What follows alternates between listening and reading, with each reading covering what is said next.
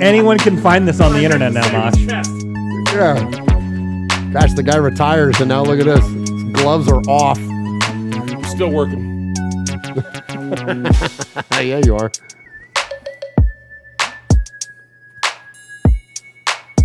Ron's in there. What's up, Ron? What's up, Ron? What's up, Ron? Clock in, Ron. Yeah, no kidding. Michelle Sweat, Kill Jadis is in there. Kill Jadis? Kill Matthew Mangus, B. Al. You know what I miss, Mosh? I miss before we knew Kill Jadis was Kill Jadis. And you said, I'm just going to say Kill Jadis. I'm going to pronounce it Kill Jadis. It is Kill Jadis. My wife is in there, says, my favorite people. Hey! What's up, Chris? What's up, baby? Good looking. There you go. She's the best. She is. That's why I married her. That's why she married you. Oh, well, yeah. She was doing her part for charity. Well, that's true. So this will probably be a really short show, chat room. We really don't have a lot to talk about. Yeah, that's what Paul just said. He said it's been quiet this week. Do we got anything to talk about? Yeah, nothing's going on. You know what? Just for a little pregame banter here.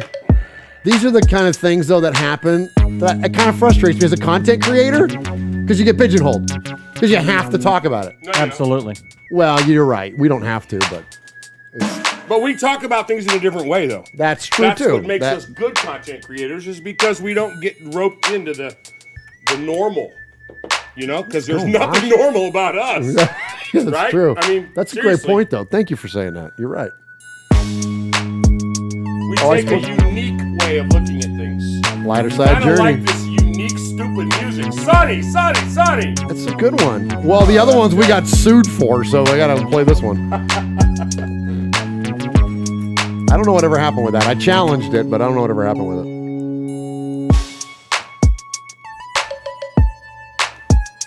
All right. Lino! Oh, My Lino, man, your buddy. Lino. What's up, Lino? All right, we ready? Kick off this episode number, what is this, 221?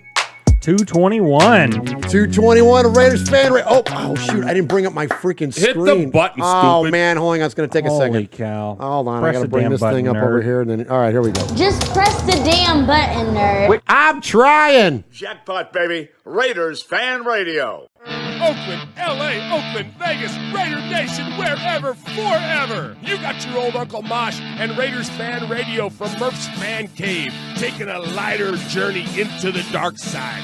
Sit back, put your feet up, pop a top, and enjoy the ride. Here we go! Look left, look right, a leaping pass, touchdown! We miss you, we love you, and we'll see you in the Hall of Fame. When you have great coaches, then after you have great coaches, you get great players. You have a great organization, and you tell them one thing: just win, baby. Way up the middle, intercepted Filipiano at the 50, time running down. Oakland football, and I think Oakland victory. The Oakland Raiders have scored on the most zany, unbelievable, absolutely impossible dream of a play. Well, I love this team. I think this team can win. I think this team can win.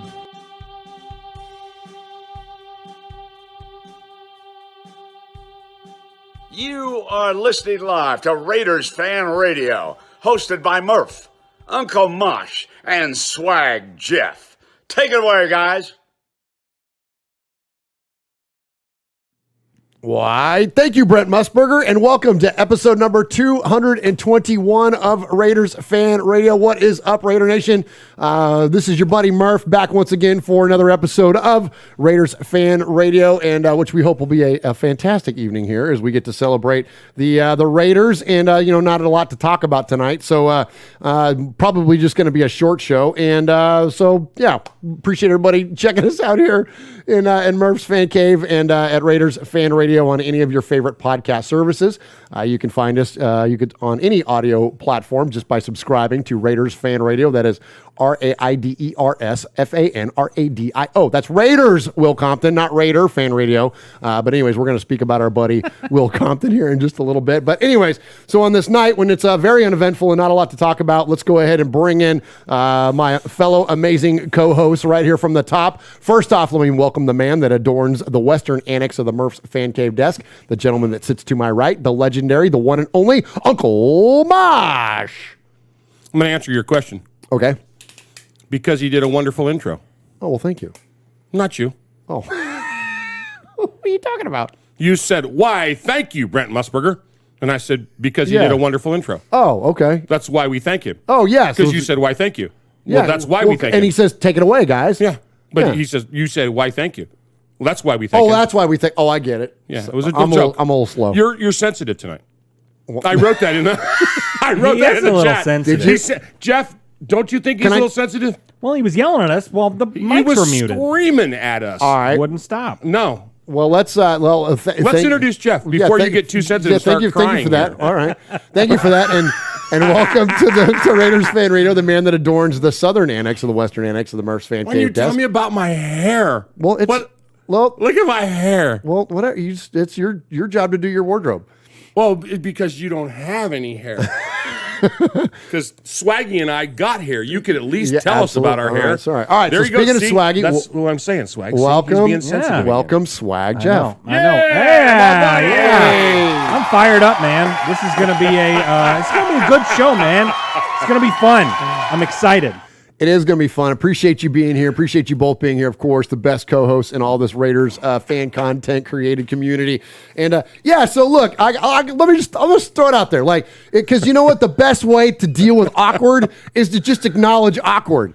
This has been an awkward week for all of us as Raider Nation, and as a content creator and someone that's responsible for assembling a show. It was awkward. It was weird for me this week. It was hard for me to determine how we were going to approach this thing collectively as Raiders Fan Radio, what we were going to do with individual opinions, what we were going to do with the chat room, what we're going to do with the news. It's freaking hard. It's awkward. And I think ultimately, let that be the big takeaway, that you just do the best you can with it based on what you know to do. And then look, if it works out, that's wonderful. If it doesn't, at least you know you did the absolute best that you could. So look, well, I know we're going to have a great show tonight because we have the best audience. It ain't because us. It's because the listeners of Raiders Fan Radio freaking rule, and our chat room will make this show rule. But yeah, it is. It's a freaking weird ass couple days. And speaking of the chat room, Swaggo, we got a lot going in there tonight. Celebrate who's in the chat room and what do we got going on? Absolutely. We got Lino, the Full Metal Mexican, is in there. Paul from Shropshire, Mississippi is in there. Mark Thompson, Matthew Mangus, Franklin 83, Edgar V. Eddie Lento is in there. Who else we got? My wife was in there. Michelle Sweat, Tyrone Graves, Aaron the Q-Dog Raider, Aussie Raider Aaron. Kevin the Raider Nerd is in there. We got a lot of folks in there. Both Mangus boys are in there. Big Easy. We ready. Awesome. Gilgadas is in there. Raider Roo is in there. Kevin.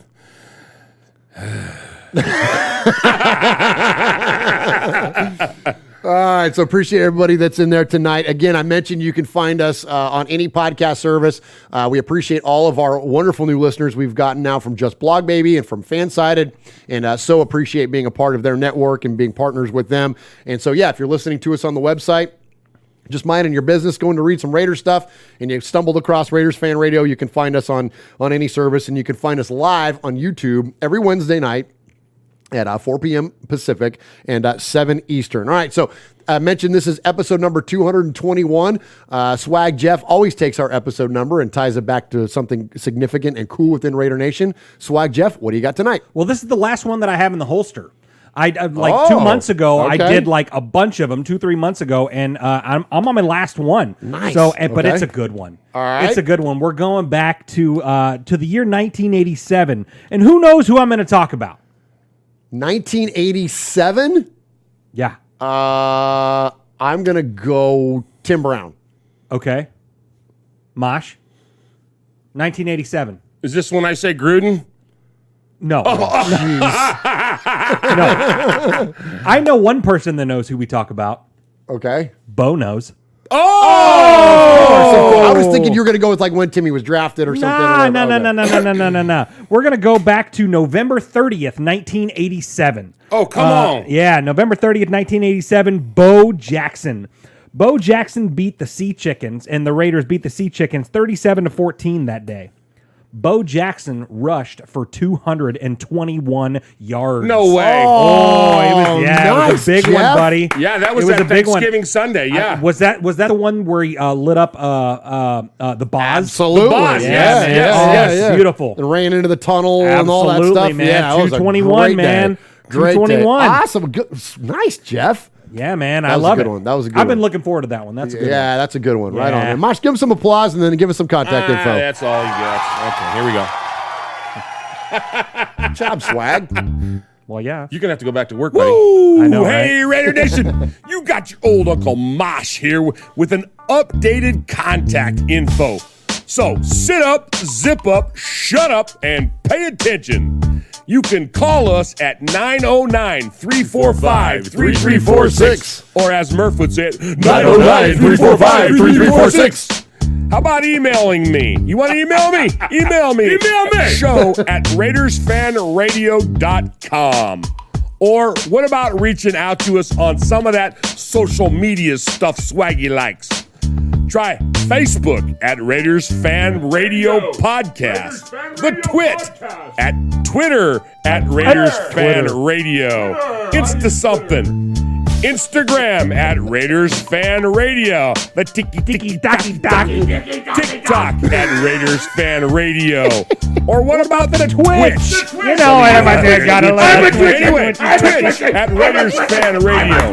Or if you don't like that, go to the YouTube. America, go to the YouTube.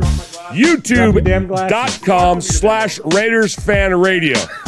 Oh my God, if that wasn't enough, go to your podcast provider and search Raiders Fan Radio. Holy crap, that was a lot. Oh my gosh. Uncle Mosh is on one tonight. I love it. Good. So for those of you that are on the audio only podcast, during that break there while we were playing contact information, Swag Jeff was assaulted by Uncle Mosh. That was amazing. He didn't do anything wrong this time either. No, he's awesome. We had we had dinner together tonight, Yeah, you and did. it was great. Yeah. And then that was dessert. No. All right, so here we go. So let's jump into, before we get to our first segment, which is always respect. I do want to also call out the other show that's on our network here on Raiders Fan Radio. It is called Silver and Black Flashback. It is our good friend Rich Schmelter. He's got episode number 11 out. And so speaking of the Raiders from that era, Howie Long from the tough streets of South Boston to NFL legend. That is episode number 11 that you can find on the network. And that always drops right before this show drops on Wednesday nights. So you can always find it in your feed. Usually Raiders Fan Radio will be the latest show in the feed. But on Wednesday nights, you can always just jump back one episode and you'll find Rich's show in there. All right. So before we get to the big story that of course all of Raider Nation and all of beyond the NFL and even the world are talking about. Are you talking about Mariota getting activated, right? Absolutely. 100%. Yeah. Let's go! Woo! Oh my gosh. We are so fired up about that. Well, so Jeff, the proprietor and owner of a piece of real estate. Come on. Some call around here Aloha Corner. Hey, man. Yeah. Hey. Yep. We received breaking news that Marcus Mariota is back. He is back, baby. He has been activated from the injured reserve. So join us next week for a very special edition of Aloha Corner. Would you say that's the biggest thing to drop in Raider news in the last 10 years? Quite possibly. Yes. Yeah, Quite absolutely. possibly. Yeah, Definitely the top story of the week. Top 100% the top story of the 100%. week. The announcement of the move to Vegas. Bigger than Urban Meyer. Who's that? Yeah, see? Come again? My point. Why? What'd he do? Oh, is that what she said? Oh, my jeez. jeez. Sorry. Yeah. Yikes. All right. Okay, It's a good thing we have so much reverence around here. Yes, Yeah. yes. So here on the show, we don't do props, we don't do shout outs, nothing wrong with those things. But here we like to. I'm taking your line, man. We like to give a little respect. Do it, man. We Come like on. to give a little Yeah, respect, a little and, respect. and so I just received a text, and I want to give respect, and this isn't on the rundown, and it's actually a little more serious. Okay. I've just received a text that our good buddy Raider Ramon is going through some health issues. Oh no, and it's pretty serious. Oh no! So thoughts and prayers go to Ramon. and his family. Absolutely. 100%. Much prayers up, so, brother. Yeah, Absolutely. Yeah, Raider we're Ramon, thinking about you, and we love you, man. Raider Ramon, for some context, he is in our opener. He's the guy that on his bicep here has the Raider shield and made men. He was the first Raiders Fan Radio tattoo, and he has become a great friend of ours. 100% off the air. Yes. As much as he is a friend he of was ours. done on the air. meme king. The meme king. He Yeah. makes the best memes. But Yeah, he's going through some absolutely. stuff right now. So Okay. so For sure, thoughts for and sure. prayers go to him. Absolutely. Much respect. And I Ramon. got to say that thank you, Jeff, for bringing that up. We inadvertently forgot to shout out Raider Critique earlier in the rundown of who all was here. And he got his feelings hurt, and Oh, he's don't sensitive him. like you, Murph. No, don't be. Anytime we ever miss anybody, please don't. And you know what? And listen. And it's funny because one of our callers takes a shot at Swag Jeff. Oh, no, really? Because we were talking about our fellow content creators Sure. last week. And look, there are so many. There's no way that and just off the top of the dome to try to remember everybody. Right, And so one of them that was left out called us out, and especially you. It was hilarious. Oh, It's good. amazing. I Yeah, love it's that. really good. So we'll hear that later. But yeah, Raider Critique also. He knows content- he knows I'm kidding with him. Yeah, He's just absolutely. put on there. He goes, I'm butthurt. Well, yeah, but in that, when I mentioned it, I didn't mention the Behind the Eye Patch guys. Oh, I know. I didn't mention the Only Nation show. I didn't mention a lot of people. The put on waivers. I mean, there was many that I missed. So yeah. Anyways, that's good stuff there from Raider Critique. All right. So since you, Swag Jeff, let off that respect segment, I'll give the name, and then you tell the story why, and then we've got some audio then to tag it before we get into the truly the big story of the week. Yeah. So we're gonna respect just one person tonight, and it's Will frickin' Compton. It's the guy who signed that jersey that's hanging over Mosh's shoulder right there. Murph, Swag Jeff, and who's the third guy? That Yeah, guy he's right my there. best friend. Absolutely. Signed that jersey hanging over Mosh's shoulder. Speaking of people that have become friends of ours, look, I don't have any delusions like we're best friends or something, but he's a buddy of ours. He is. Sure. And so we hung out with Will this last week. Jeff and I did. Tell him what happened. Yeah, absolutely. So we got a text last week from Will. If you know Will Compton, he's a graduate from Nebraska, played amazing ball up there. And so they do a podcast, Bussin' with the Boys, and they called on us to because we're their guy. You know, whenever Will needs something, man, he's always hitting up the Raiders Fan Radio crew, man. We're a guy. Yeah, we're their guy, man. So he called on us last week, said, man, we need to get this bus that You and I are in transportation. we're in transportation You're services, logistics guys. We're logistics We're guys. logistics guys. Yeah, absolutely. We're in real life. We work in transportation and stuff like that. And so he called on us, and so we went down there. We got it all set up for him, and they took the bus that doesn't run, has 40-year-old tires on it, all this stuff, and they needed to get it up to Lincoln, Nebraska for the game. So they Tell called him why you needed to go to that game, though. Why did the bus need to go to that game? Well, because Will is a Nebraska guy and, And? Taylor Lewan is a Michigan guy. Right. And so they had like a $10,000 bet of who's going to win the game. And so they went and did some serious tailgating and did a show and all that stuff up there. And so, so they called on us. You know, we helped them out. We hooked them up and we got rewarded for it. We got some love on the podcast. So if you go to the latest Bussin' with the Boys episode, it's the latest one. It just dropped this morning. They release on Wednesdays just like we do. And so let's check in with our buddy Will. This is pretty cool. He calls out It's on their proper show. It's on their proper show. He misses on the name a little bit, but still, it's very, very cool. And then from there, it was figuring out how we could get everything paid for. Nebraska helped a lot, but first and foremost, Raider Fan Radio, Swaggy, Jeff, and Murph, thank you guys so much for getting the bus towed out there. They hooked it up with the tow truck driver, threw a little bit in to sponsor the bus getting out there. All right, there you go. So there's our buddy Will, man, giving a little shout out. We left him some banners too. Hopefully we'll see some love on the socials. Yeah, and, hang them up or give them back. And hang him over, give him back. But and not only just Will, but listen, and I'm not sitting here trying to freaking blow smoke about the whole bussin' thing, but those guys are so cool.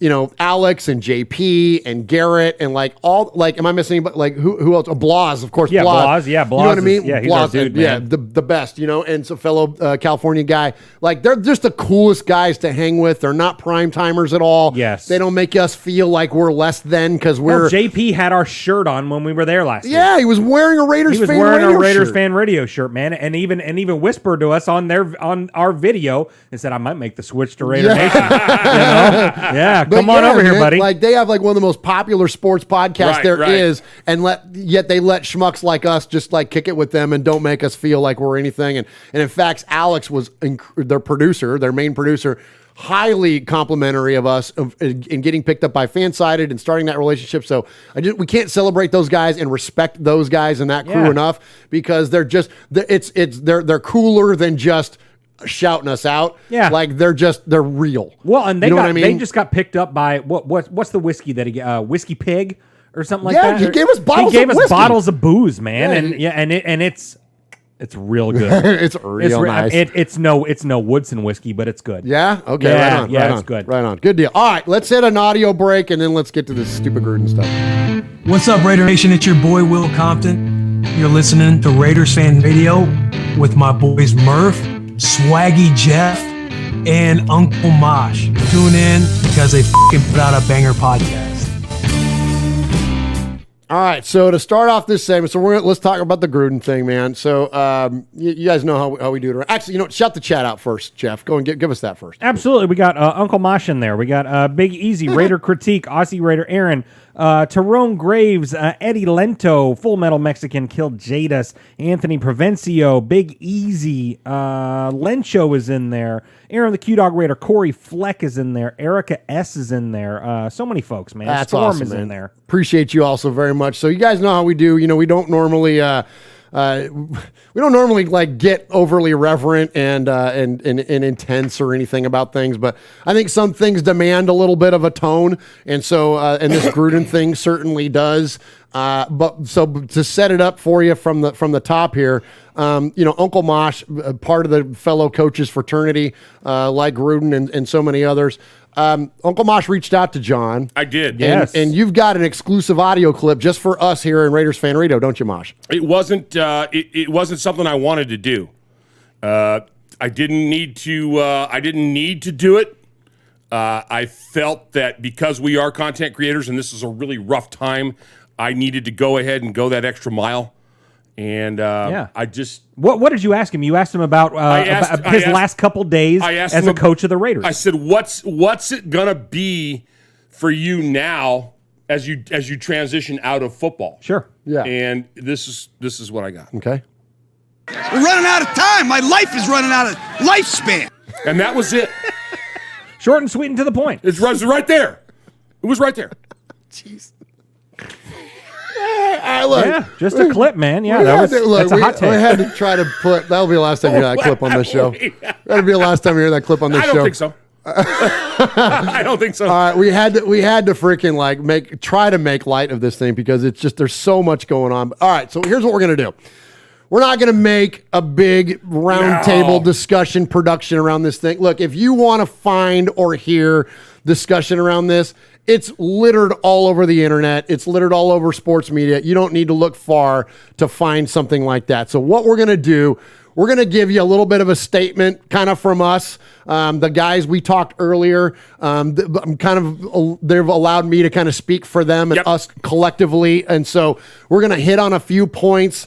Then we're going to move on from it, and we're going to move on from it and be done with it. We are going to hear, I've got 2 audio clips for you. One is from Ian Rappaport, and I think that it's valid because it speaks to the spirit of the legacy of the Raiders and what they stand for. And then I've also got Mike Mayock's opening statement from today.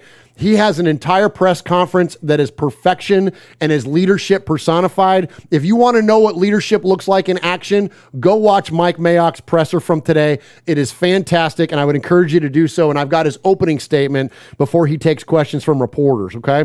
So kind of here's where we're at. So I want to lead off by saying that we give kudos and respect to Mark Davis for the tough choice and actions that he had to take when it came to this subject, when it came up with Gruden. Yes. He had to take action on somebody that was an employee of his based on their actions when that person was an employee of another organization. That put Mark Davis in an incredibly tough spot, and we want to respect him for what he did. And speaking of that other organization, I find it funny that in all their reporting, they don't recognize the fact that said coach was part of their organization when all this stuff was going on officially on their company email. Also, to remember that this is all part of a much bigger picture that we still have not yet see unfold. I'll save you all the Murph rants and conspiracy theories on everything, but I will just about guarantee that this portion of what has gone on with Coach Gruden there's a much bigger picture that we're still going to watch unfold, and it has the potential, I think, to be something that's, I hate to use the word monumental, but like it is something that is bigger than much bigger than what this is. I also would encourage you to do this. For those of you that are parents, the first thing that happened when all this went down with John Gruden, I use this as a teaching opportunity for my 2 teenage boys. A lot of the things that we already primarily discuss in terms of their digital and online environment, we hit those things back, and you use this as an opportunity to teach them that anything that you do or say on digitally has a track record and will stick with you for life. These things will not go away. So those are important things. Now, in terms of the content, these were not passing comments.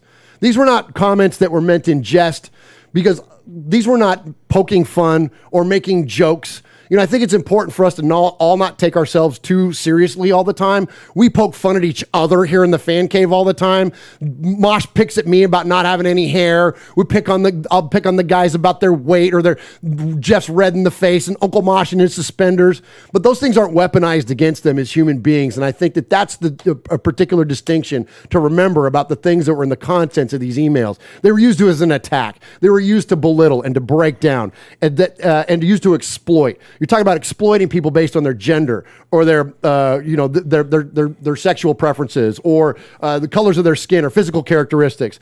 Those things are not okay. They're never going to be okay. They're never going to be endorsed. And so I think it's justified the reason that John Gruden lost his job. And I'm incredibly thankful for, again, the actions that Mark Davis was willing to take on it. Now, that's also been thrown back at us numerous times about this hypocrisy in the NFL, that there's this whole idea that, the NFL lets some people do some things, some of the players in these particular actions, and then now that John Gruden's now being targeted for his words. I think it's important to remember that sin is sin, friends. It doesn't matter what you do, that when you can't use one thing to justify another. He did something wrong, and he had to pay the consequences for it. Just because someone else has gotten away with something or was endorsed for whatever reason, it doesn't make this other thing okay. Those things will never be aligned. And last, let me tell you this. I believe, and we believe here in a fan cave, in a redemption story. We don't believe that a person can't grow. We don't believe that a person can't change. And our prayer in this, and I hope for John, is that he finds a way to grow out of this. That we condemn the actions. We condemn the words. We condemn what ultimately happened. But ultimately, as a man, he's still a person. He's still a human being. He's still loved just as much as you and me and the other 2 guys in the fan cave. And so that's something that we just wanted to, kind of share with you all. The parting words on this, I'll tell y'all in the fan in terms of our own chat room, I'm sure we're going to get a lot of talk on this stuff tonight. We've got a lot of callers, a lot of emailers referencing all the subjects that have gone on, and we're going to honor most all of them. We're going to get to as many as we can. I will tell you this. Anybody starts to get loose in the chat room like they did last week, you're gone. And this is not a threat. This isn't some high horse I'm coming at you with, because look, we're not prudes. We don't take ourselves too seriously. But if you start getting overly vulgar, you start getting aggressive language towards one another, save your time. Don't put overly sexual stuff or porn references on. Save your time, because it's just going to get deleted.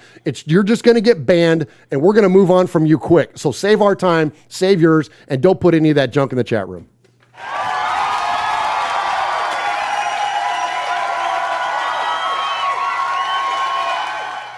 And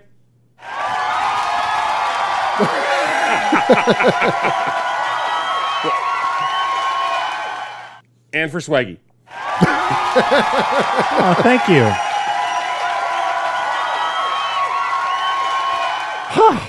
feel like that was nice Let's to get move that out. on. Let's go. All right. So let's hear.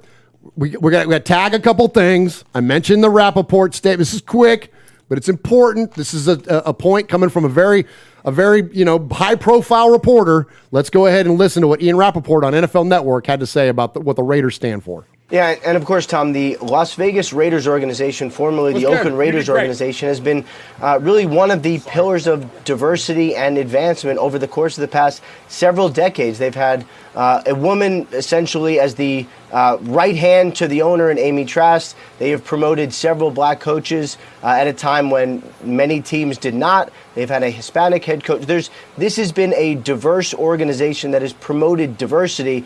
And the fact that over the past several hours and several days, Mark Davis had to answer questions about a coach who wrote many racist things in emails, homophobic things in emails, and this is not what the Raiders have stood for. We have not yet really heard publicly very much from Mark Davis. I'll be curious when he does speak about the values that this organization has stood for, Steve, and obviously completely opposite of everything that we've learned about John Gruden over the past couple of days.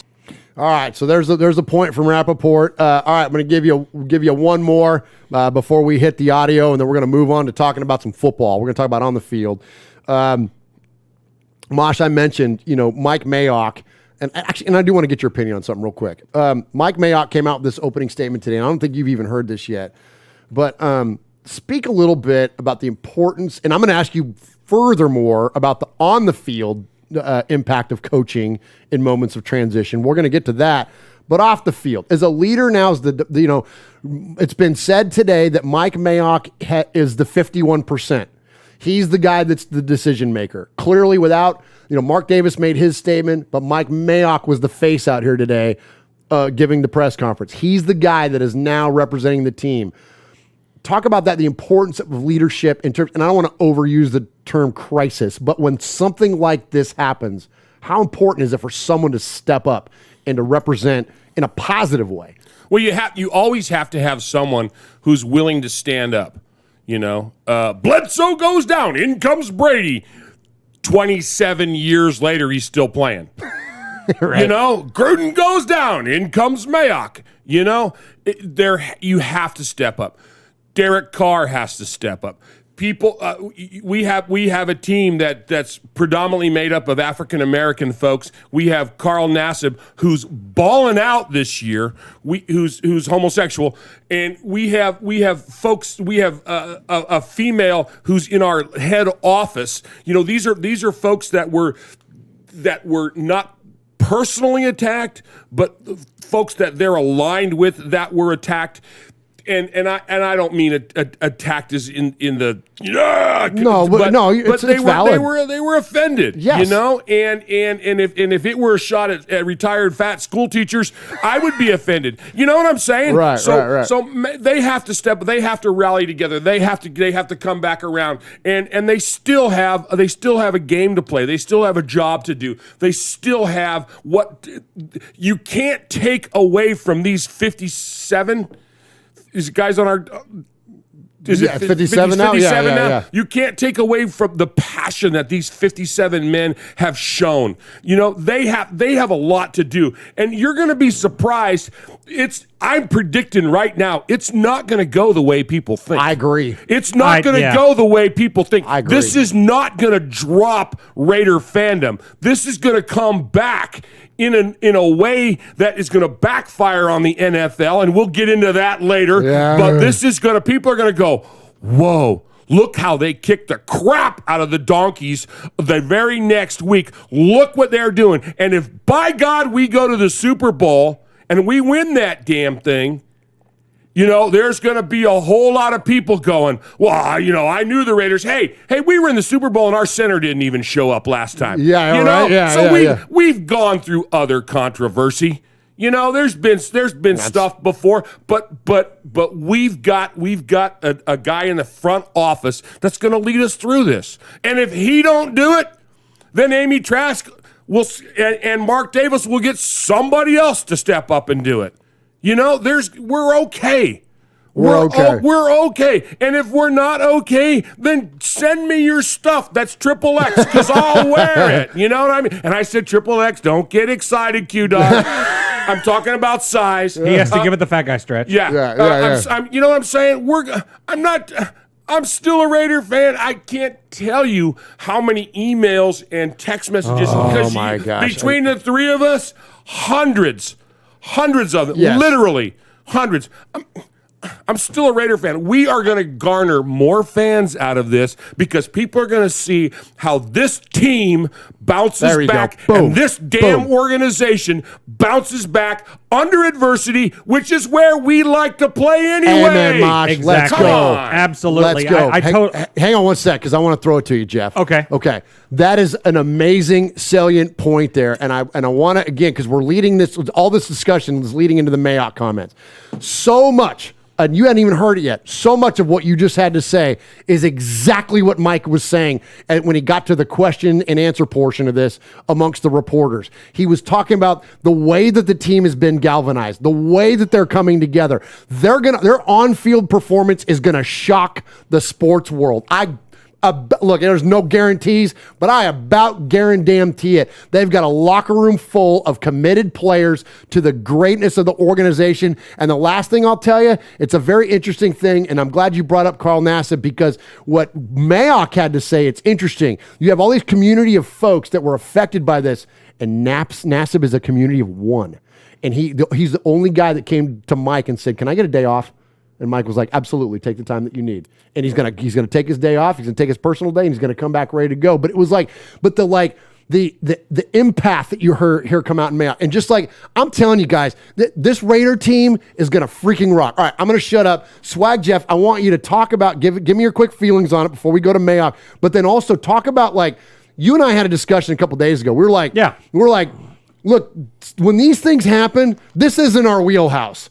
We're the fun, silly guys, lighter journey into the dark side, the goofs, like taking on like big topics. Not that we're afraid to, but that's not typically what we do. Sure. But so many people value and thank you for esteeming us enough to care about what our opinions are. My phone wouldn't stop blowing up. Yep. Talk about that. Yeah, absolutely. Yeah, we had so many people calling us, texting us. You know, I mean, my boss was calling me and all that. Anyone that knows that we're Raider fans, which everyone knows that I am because I wear my Raider hat to work every day, and you know all that kind of stuff. But you know, really, what I wanted to say to follow up with Mosh was you know, a lot of people in the league have had a hard time respecting a guy like Mark Davis. You know, the guy is, you know, he's goofy looking and doesn't always dress like he's an owner of a team and all that stuff. And we gave him respect earlier, but like, you know, I think he earned a lot of people's respect by just you know, holding the legacy of the Raiders. Al Davis was a guy that was all about diversity. He was all about, you know, inspiring change and innovating and all this stuff into the NFL before the NFL started doing this movement. You know, I mean, he hired the first African-American head coach, the first Latino head coach, all this stuff. And so, you know, when he passes away and passes the torch to Mark, he's held that to the same standard. You know, I mean, when there's someone that comes in here and says things that are not a part of that, goodbye. Well, and that's incredible. You're holding the mystique of the Raiders to what it is. It's incredible you said that, because we're going to hear very similar comments from Mike here in a second. Give us a quick hit, Mosh, before we get into it. Last thing I want to say, look, we all hold Al Davis in some kind of weird reverence around here. Almost deify him. And we know how it ended, and it ended poorly with him, okay? But it's fitting that it ended poorly. Follow me. Okay. Because Kenny Stabler, Charles Woodson, John Gruden, the first Latino coach, the first black coach, were all put into great positions by Al Davis. And they were also fired by Al Davis or traded. You know what I'm saying? Why? Because Kenny Stabler wasn't bigger than the Raiders. Bo Jackson wasn't bigger than the Raiders. You know what I'm saying? I like it, Mosh. Oh, I'm with you now. John Gruden wasn't It took me a second, but I'm in here now. John Gruden wasn't bigger than the Raiders. You know, Coach Flores wasn't bigger than the Raiders. Nobody is bigger than the Raiders. You know? And Al Davis wasn't bigger than the Raiders because Al Davis waned at the end. The Raiders are an entity, And they are a thing. Made me cry. I'm telling you, they are a pulsating, growing, rapidly becoming a dominant force that has done so over the 60 years that we've gone, and no one person is bigger than they are. Okay? And that started with him. And of course, everybody has an end, and we're going to keep going. If DC went down in 2016, yeah, he was able to come back, but we played the next game. We did terrible, but we played the next game. We're going to keep playing. We're going to keep growing. We're going to keep getting better. You can't stop us. It's, you know what's incredible about that, and I swear we're going to get to this clip in a minute, but this is such great conversation. I've always thought of Al Davis as like George Lucas or Lennon and McCartney or J.R.R. Tolkien, or like people that created something that becomes bigger than what they are. Like, it's because Star Wars is bigger than George Lucas. Like, it's well beyond that. The idea that you just said that the Raiders have at this point have become bigger than Al Davis. The Beatles are bigger than Lennon and McCartney at this point. Like, you know what I'm saying? Like Tolkien, like the Lord of the Rings, like is bigger than the man that created it. That's a fascinating concept you just said, Mosh. I love that. Give yourself applause, please. And then let's get this ding Mayock thing. Damn, that was good. That's why you guys are the best, man. Going on in this building and this franchise for the last several days. So, a lot going on in this building and this franchise for the last several days. And, you know, the way I grew up, the Raiders always stood for diversity. They had the first Latino quarterback, Tom Flores. He also became the second Latino head coach. The first African-American head coach was Art Shell.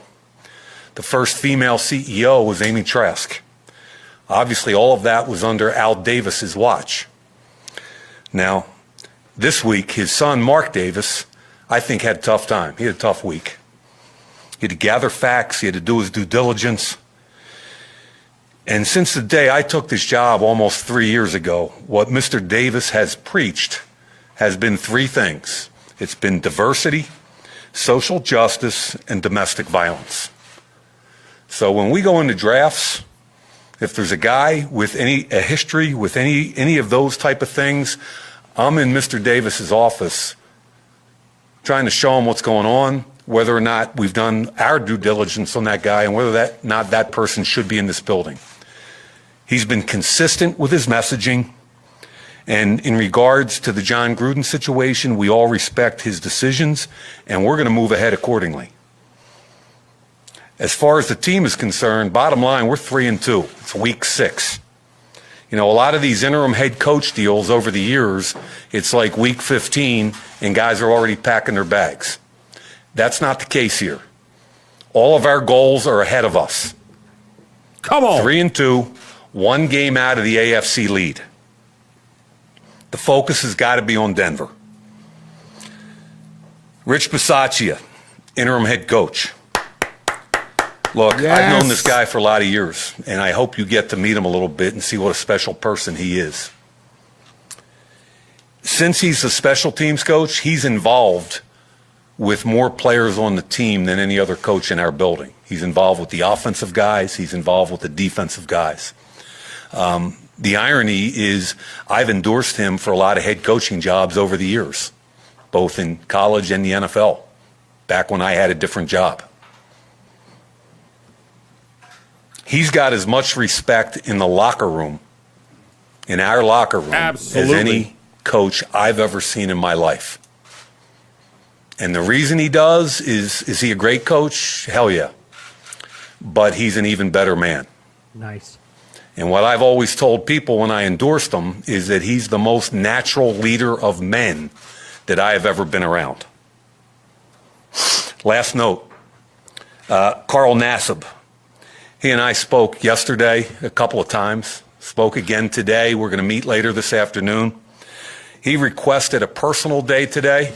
He just said he's got a lot to process. There's a lot that's been going on the last few days. And of course, we support that request. So having said all that kind of stuff, guys, I'm going to open it up to questions. I'm not going to get into a whole lot of John Gruden stuff. I'm going to follow the lead of our owner, but fire away. All right, so let's go ahead and jump into some. Actually, I'm gonna stop. Chat room, I'm telling you, tread lightly. The stuff that I see and going on in the chat room, I knew this was going to happen, and it's fine. And again, I'm not trying to be on a high horse. I'm not trying to be an ass about this stuff. But if you're going to say jackassy stuff, you're gone. Like, we're not, and this isn't some exclusive community or something, but if you're going to act like an asshole, we're going to treat you like an asshole, and you can go find another fucking... Sorry. You can go find another show to go act like that, okay? Swag Jeff, let's go to the good in the chat room. We've got some amazing donations tonight. Give me a little bit of a shout out, please, on all the good stuff that's going on in the chat room. Will you flip it to him? Yes. I'm still deleting comments. Sorry. Oh, okay. All right. Here, I got one for you. Okay, please. Hey, Raider Nation. This is Max Crosby from the Oakland Raiders. And goes down to Max Crosby, who forced a fumble last week. You're listening to Murph, Mosh, and Swag Jeff on Raiders Fan Radio. Thank you so much. Just win, baby. Fierce Raider 88 has to be banned. Yeah. Bye. Hi, this is AJ Cole from the Las Vegas Raiders, and you're listening to Murph, Mosh, and Swag Jeff on Raiders Fan Radio. Just win, baby. This is Trent Sig, and you're listening to Raiders Fan Radio with Murph, Swag Jeff, and Uncle Mosh. Just win, baby.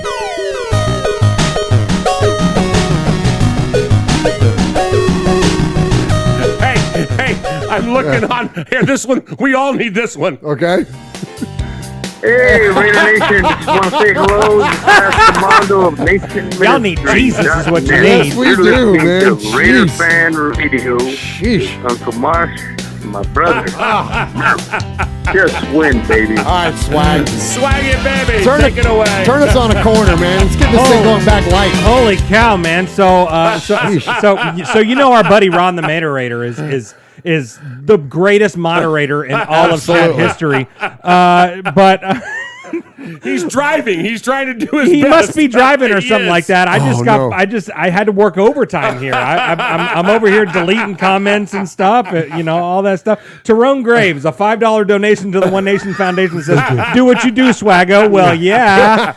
Tell How about the other donations too? Please, we've got so many. We've got a lot, and I've been adding numbers and all that stuff. So there was a couple donations to a couple different people, but Aaron the Q Dog Raider 1911 donation.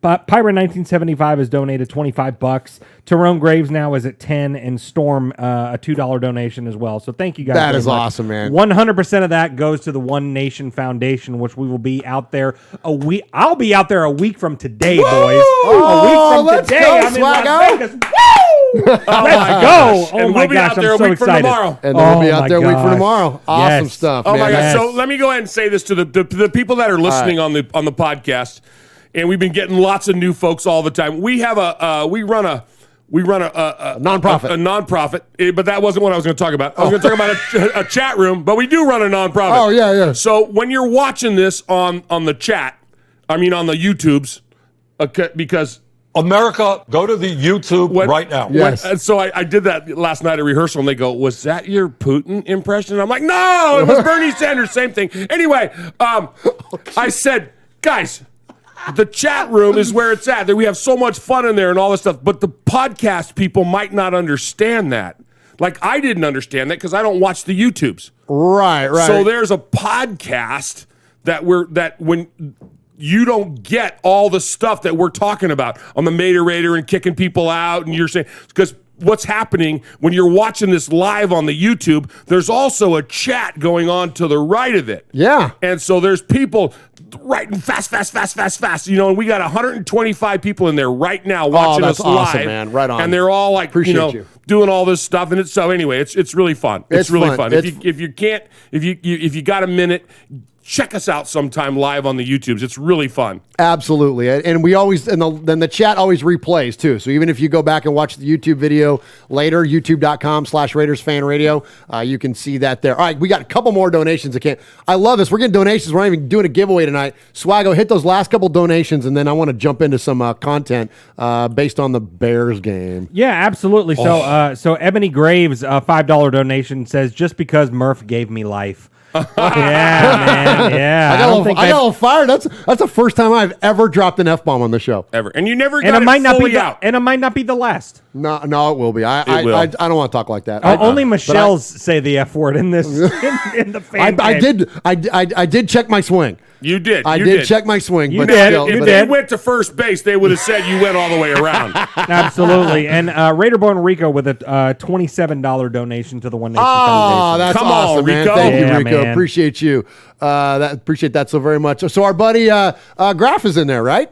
Did I see Graf? Graphics Is in Graf there, in there? yeah. What's up, Graf? What's up, man? That's my boy, dude. That's awesome, man. Appreciate you jumping in and joining us here for episode. Zach Brewer is in there, a name we don't see a lot. Cool Kev, man. There's all kinds of cool. Big Easy. Yeah, man. Awesome. Aussie Raider Aaron, Jack Kenna, Ron, of course, holding it down. Ron working overtime. Dude, I owe you one for this one. Justin Tolman, Ashton, Raider Rue, Raider Carlos, Paul Edgerton is in there, of course, man. My man Tyrone. Tyrone Graves is in there. We've had so many great participants in there. We appreciate you so very, very much, and it's so funny. And that's look, you hear me get a little fiery about the chat room, but 99% of our chat room rules every single week. They're so funny. They know more about football than we do. They're funnier than we are, and you're definitely missing an opportunity to be entertained. It's really funny because we got up to 135 people watching over here on the scrolling numbers list, and then we've got 60 likes. Let's go, guys! Hit the like button. That like button. Press the damn button, nerd. And we got 3 dislikes. Hey, I'm usually the one that hits the dislike because I always mess up on it. So I had a couple other people. They must have done that right before you kicked them out, Swaggy. Yeah. So those are exactly. Those are the ones that was their parting shot. Ooh. Yeah. Wait, let me just say this to you guys. Ooh. Nice. Trinidad's in there. All right, what's up, Trinidad? Loyal to the soil. I love that this name. This is the best, man. This is best. All right, let's get to back to the football talk a little bit. Why is that funny? It was funny. Here at the top of the show, let's talk about I was just football. hearing about you. I was just thinking about you going, ooh. Wait a minute. Funny. I just saw they something. Thumbs downed us. Oh, no. What? Oh, wait a minute. Go to my camera. What? I know what you're going to point out. Which hand is it? It's that one. So for those of you in the audio podcast, Uncle Mosh is pointing to a picture of John Gruden. Who? The pointer of the former head coach of the Las Vegas / Oakland Raiders. You better change that, Mosh. Change that up, buddy. All right, so Mosh is walking back there. And so there's a picture. So speaking of Trinidad drew that picture of that skull. It's a calavera. Oh, and, easy with his head, Mosh. Yeah. So anyway, Uncle Mosh is now taking the calavera and hung it up over the picture of the old coach of the Raiders. Oh, there you go. Yeah, there you go. Very, very nice. That's awesome, Mosh. Because everybody knows that I should be coaching the Raiders. Yeah, you should. No kidding. All right. Okay, now let me see if I can get your camera back right. Oh, I like that. Ultimate zoom on Mosh. Woo! Woo! All right, will I get you lined up there? I'm close enough. Well, actually, I got you on the extreme close up there, Mr. DeMille. Yeah, you're too much. You're too much. His face takes enough up as it is. Yeah. Oh, that's not nice. That was so harsh. That was mean. Why is your thing so bright? Jeff, what'd you do? Can you adjust Uncle Mosh's brightness there? Press All the right. button. All right, let me get to this because I'm going to get ready to throw back to Uncle Mosh. I'm good. I think you're too. I think you're blown out, Mosh. Still? It's too bright. Yeah. Turn it down a little more. There you go, right there. No, go up a couple. There you go, right there. That's close. Okay. All right. So check this out, Raider Nation. All right. So here's what I got for you, Mosh. I'm getting ready to pose a scenario to you. You know me. I'm famous for my long setups, and I'm not going to disappoint on this one. Watching the Bears game last week was eerily familiar to those of us that remember watching the Raiders in the third game of the 2017 season. Let me set it up for you. The Raiders go in and win an incredible game at Tennessee, beat the Titans. We blow out the Jets in Oakland. It's Marshawn dancing on the sideline, the famous gif that you still see even to this day. The Raiders are on a roll. It's post-2016. We're all fired up because we know that we should have made a run in the playoffs if it wasn't for Derek getting hurt. Then the controversy starts around, there are some political machinations around the NFL. Controversy starts. There are rumors of division in the Raiders locker room. I love it. The Raiders go out on prime time and lay an absolute egg on prime time against the Washington then Redskins. and a game that they should not have lost and absolutely get dominated, and the rest of the season goes all the way until Jack Del Rio gets fired in the last week of the season because Mark Davis is sick of looking at him and Michael Crabtree's smug faces from up there in his box as he watches them get throttled by the Chargers. Everybody remember that? It was, again, this Bears game felt the same. Now, I know the players were like, oh, we weren't just, quote, distracted, which I'm not a fan of that word, but we weren't distracted by what had been going on with Coach Gruden. But I'm sorry. Okay, I thank you for your words, but the actions and what you did on the field were completely reflective of what happened back in 2017. So so all that said, Mosh, I'm going to throw this to you like this. We are early in this season. We just heard Mike Mayock say we are 3-2. We are one game out of the AFC lead. We got a coach that everybody respects coming in. The locker room is bought in. This thing is not freaking over. This is not the same scenario. I know last week looked like it, but now we've made a change, not at the end of the season. We've made a change 5 games in. As someone that was a lifetime educator, coach, teacher, talk to me about the importance of I asked you about the leadership portion coming in midstream. Now talk about on the field. I want to know about player relations. I want to know about coaching strategies. I want to know about, talk to me about, gelling a locker room, that kind of stuff from a coach's perspective. What does Rich Bisaccia and now, he's a Dago too, right? Hey. So what does Rich and now these coaches have to do to get the locker room bought in to go? Because we got to beat the Broncos' ass this week. So there's 2 things. First thing, I want to throw this at you. Okay. You ready for it? Yes, sir. Okay. And you will want to revisit this with Mikey when you get a chance. Okay. When did we lay that egg? 2017, week 3. Okay. Just answer me short. And who were we playing? Washington football team. And where did this controversy with Coach Gruden come about? Washington football team. Thank you. Bring that up again when you see Mike. Now let me address your question. Okay. Let me just throw that out there. Okay. All right. Let me address your question. Okay. This is a different group. This is different leadership. This is a different situation.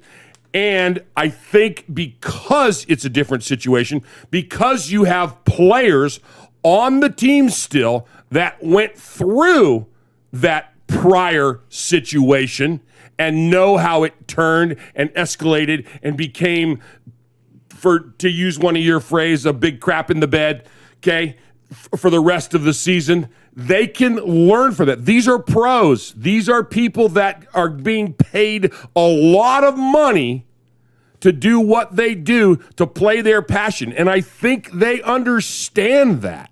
I think that is not lost on them, that they are still early in this season, have 12 more games. They have 12 more games. That's a long That's a long time. long season. That's a long time.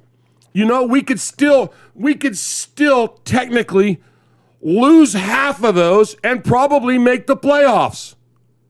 You know what I'm saying? Yeah, crazier things have happened. Crazier things are happening. So I think because of that, I think the mentality is different. I think the whole idea is different. I think the people in that are being paid millions and millions and millions of dollars, okay, are going to, and I'm not saying that I was in tune with any of them, but I think a lot of them are going to be thinking a lot like how I was thinking. No one person is bigger than, right. because so is that what you say as a coach to a player? Is that what you say to galvanize that locker room, to make it all about ball? Because that's the challenge in this, right? You have to address the elephant in the room. Okay. You have to say, look, coach is gone. And this is not Mosh speaking, but this is hypothetically. Coach is gone. Coach did good things. Many of you had wonderful relationships with him. Maybe you lived next door to him. Maybe whatever the case may be, right, wrong, or indifferent. He's gone. Let's move on. I think that's fair. We heard Darren Waller and Derek Carr today come out and say condemn the action, not the man. My wife said to me this morning when I was talking to her about this and how we were going to attack it tonight, and she said, Mosh, she doesn't call me Mosh, but she said, honey Mosh, she said, when you used to tell the grandkids, hey, it drives me crazy that you did this, you broke this, or you did what I told you not to do. Now, you're going to be punished for that. Here's your punishment. Okay, let's go get ice cream. You're still going to get your punishment, but I don't hate you. I love you. I've always loved you. Let's move on. Okay? I'm not saying that people are going to say, Gruden, we still love you. You suck, you racist pig. But, what they're going to say is, it's time. We still love Raiders. We still love the Raiders. We still love football. Still love ball. We still get paid millions of dollars to play a game. Come on. Let's play it and let's win it. Absolutely. And, Bisacchi's just a guy. When we spent time with Will last week, he went, and this was before all this stuff came up, he went on and on about, because look, Bisaccia, here's the thing, when it comes to NFL players, okay, most of them play special teams. Like, that's why your special teams coach ends up becoming a head coach in an interim capacity, is because they have more contact with the players than any other department coach. And Will was talking about Bisaccia. He loves Coach Bisaccia. And all the players love Coach Bisaccia. You heard Mike Mayock reference it. So he's the perfect guy to deliver the exact message that Uncle Mosh just referred to. All right, now let's shift gears a little bit and let's go to kind of what we're left with as players. A very interesting conversation Jeff and I had a couple days ago. We were talking about this, is that we almost kind of relieved as fans that we were going to start getting answers to questions that we've had for almost 4 years now. Is Mike Mayock a good GM? Is Derek Carr a great quarterback? How does the offense really run? All these questions are starting that we've never had answered. Now we have an opportunity to talk about it. Swag, elaborate on all that. Yeah, well, I mean, you said it right there exactly. I mean, for people but break it out. Like, okay, yeah. Don't yell at him. I'm fired up. This is fun. Okay. Well, you rain on my parade a little bit. I was going to say that. No, I'm not raining. I'm setting you up. Yeah. People that have talked about, is Gruden checking, or Gruden, is Carr checking down because that's what he wants to do, or is that because what Gruden has told him to do? Did Gruden always tell him, hey man, live to play another down, all that stuff, throw it in the dirt, all that stuff? We're about to have answers very quickly on a lot of these people. Aaron the Q-Dog Raider said in the chat too, as far as Mayock goes, we're about to see a 100% Mayock draft in 2022. Yes. Let's see what that looks like. Everyone has been bitching and complaining for the last 3 years about the draft picks and the questionable picks that we've had, and some of those might have been Gruden guys and not Mayock guys. You told me a story about how Mayock had to show film of Josh Jacobs to sell Gruden on that pick, and thank goodness that Gruden signed off on it. But now we're going to see a full Mayock draft. What is he going to do? And now we're also going to see, more importantly, what has Derek Carr got? Yeah. What kind of quarterback is he really? Now that he's not being held back or put to a specific code of how to play under John Gruden, what are we going to see? Because some people were asking in the chat, who's going to call the offensive plays? Talk about that. Who's going to call the offensive plays? Is it going to be Greg Olsen or is it going to be Derek Carr? And I think it'll be a hybrid. I think it's really going to be a hybrid because I think that, Greg Olsen will ultimately probably call the plays. But Derek, I think, will have a lot more freedom than what he did with Gruden, where if he sees something different, he'll be able to check to a totally different play where we always hear him go, kill, or we're good. All that stuff. It's going to be even more open for him to do other things. If it's a run play, instead of just switching it to the other side, maybe he throws one deep to Henry Ruggs or whatever. So, so there's definitely a lot of things that can happen there. So now, okay, and we know that, John Gruden had a version of the West Coast offense. It was derived from Bill Walsh's version of the West Coast offense. Andy Reid has a version of the West Coast offense. When you look at Andy Reid's version in the Chiefs, it looks a lot different than what the Raiders does. Do you think, Swaggo, that we're going to see, because you touched on it there, about the idea that, has Carr lived in a box of because he's a company man. Sure. He's going to do what his coach tells him to do. Right. Regardless of what the optics are and regardless of what Raider Nation thinks about it, he's going to live a certain way. Well, and you and I talked about it. We worked together yesterday, and you and I talked about it. Look at the two high profile quarterbacks that John Gruden has coached for the Raiders: Rich Gannon and Derek Carr. Rich Gannon and John Gruden were constantly fighting on the sidelines because Rich wanted to change the play and wanted to run a certain play, and Gruden wanted to run another. And even when John Gruden told him not to do it, Gannon did it anyway. He just did it anyway. He's a seasoned vet, and he sees the plays that need to be called, and he did it. Carr is not that guy, and there's nothing wrong with that. Carr is a company man, and Gruden was one of Carr's biggest supporters and stuff like that. But isn't Greg Olson, hasn't he always been the one that's been calling the plays anyway, though? No, it's been John. No, it's been John. I thought Greg Olson was calling. Ole's like the film guy. He's the guy that he's kind of like, or was John's right-hand man to kind of break down strategy, develop, I'm sure Gruden is famous for scripting his first 15 plays and all that.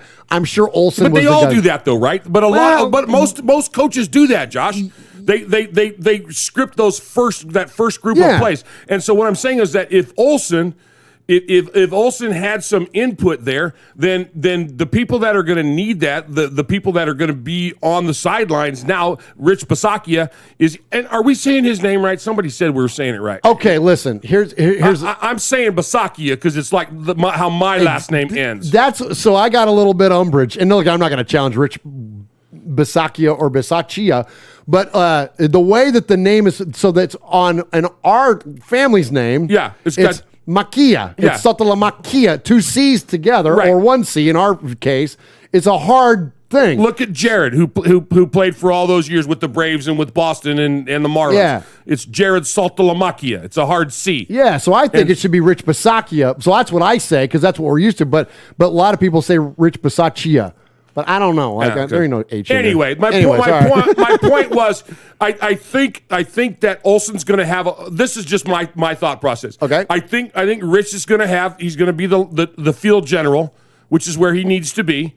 Okay, is who we need to have. But I think I just think he's going to have a little bit more input than he had before. I totally agree with that. And you look, and he's going to be the one on the headset. I think that's a slam dunk. But like Swago said, and what's interesting, and Jeff, and I think that this is where the West Coast offense, for what it is now for the Raiders, could evolve, is that where Gruden would send in 2 plays to Carr, and like you referenced the kill or whatever. What do you think? He might send him hey, we want to run play action here. The end. And then let Derek evolve from there? Absolutely. Everyone that has talked about, what kind of quarterback is Derek Carr really?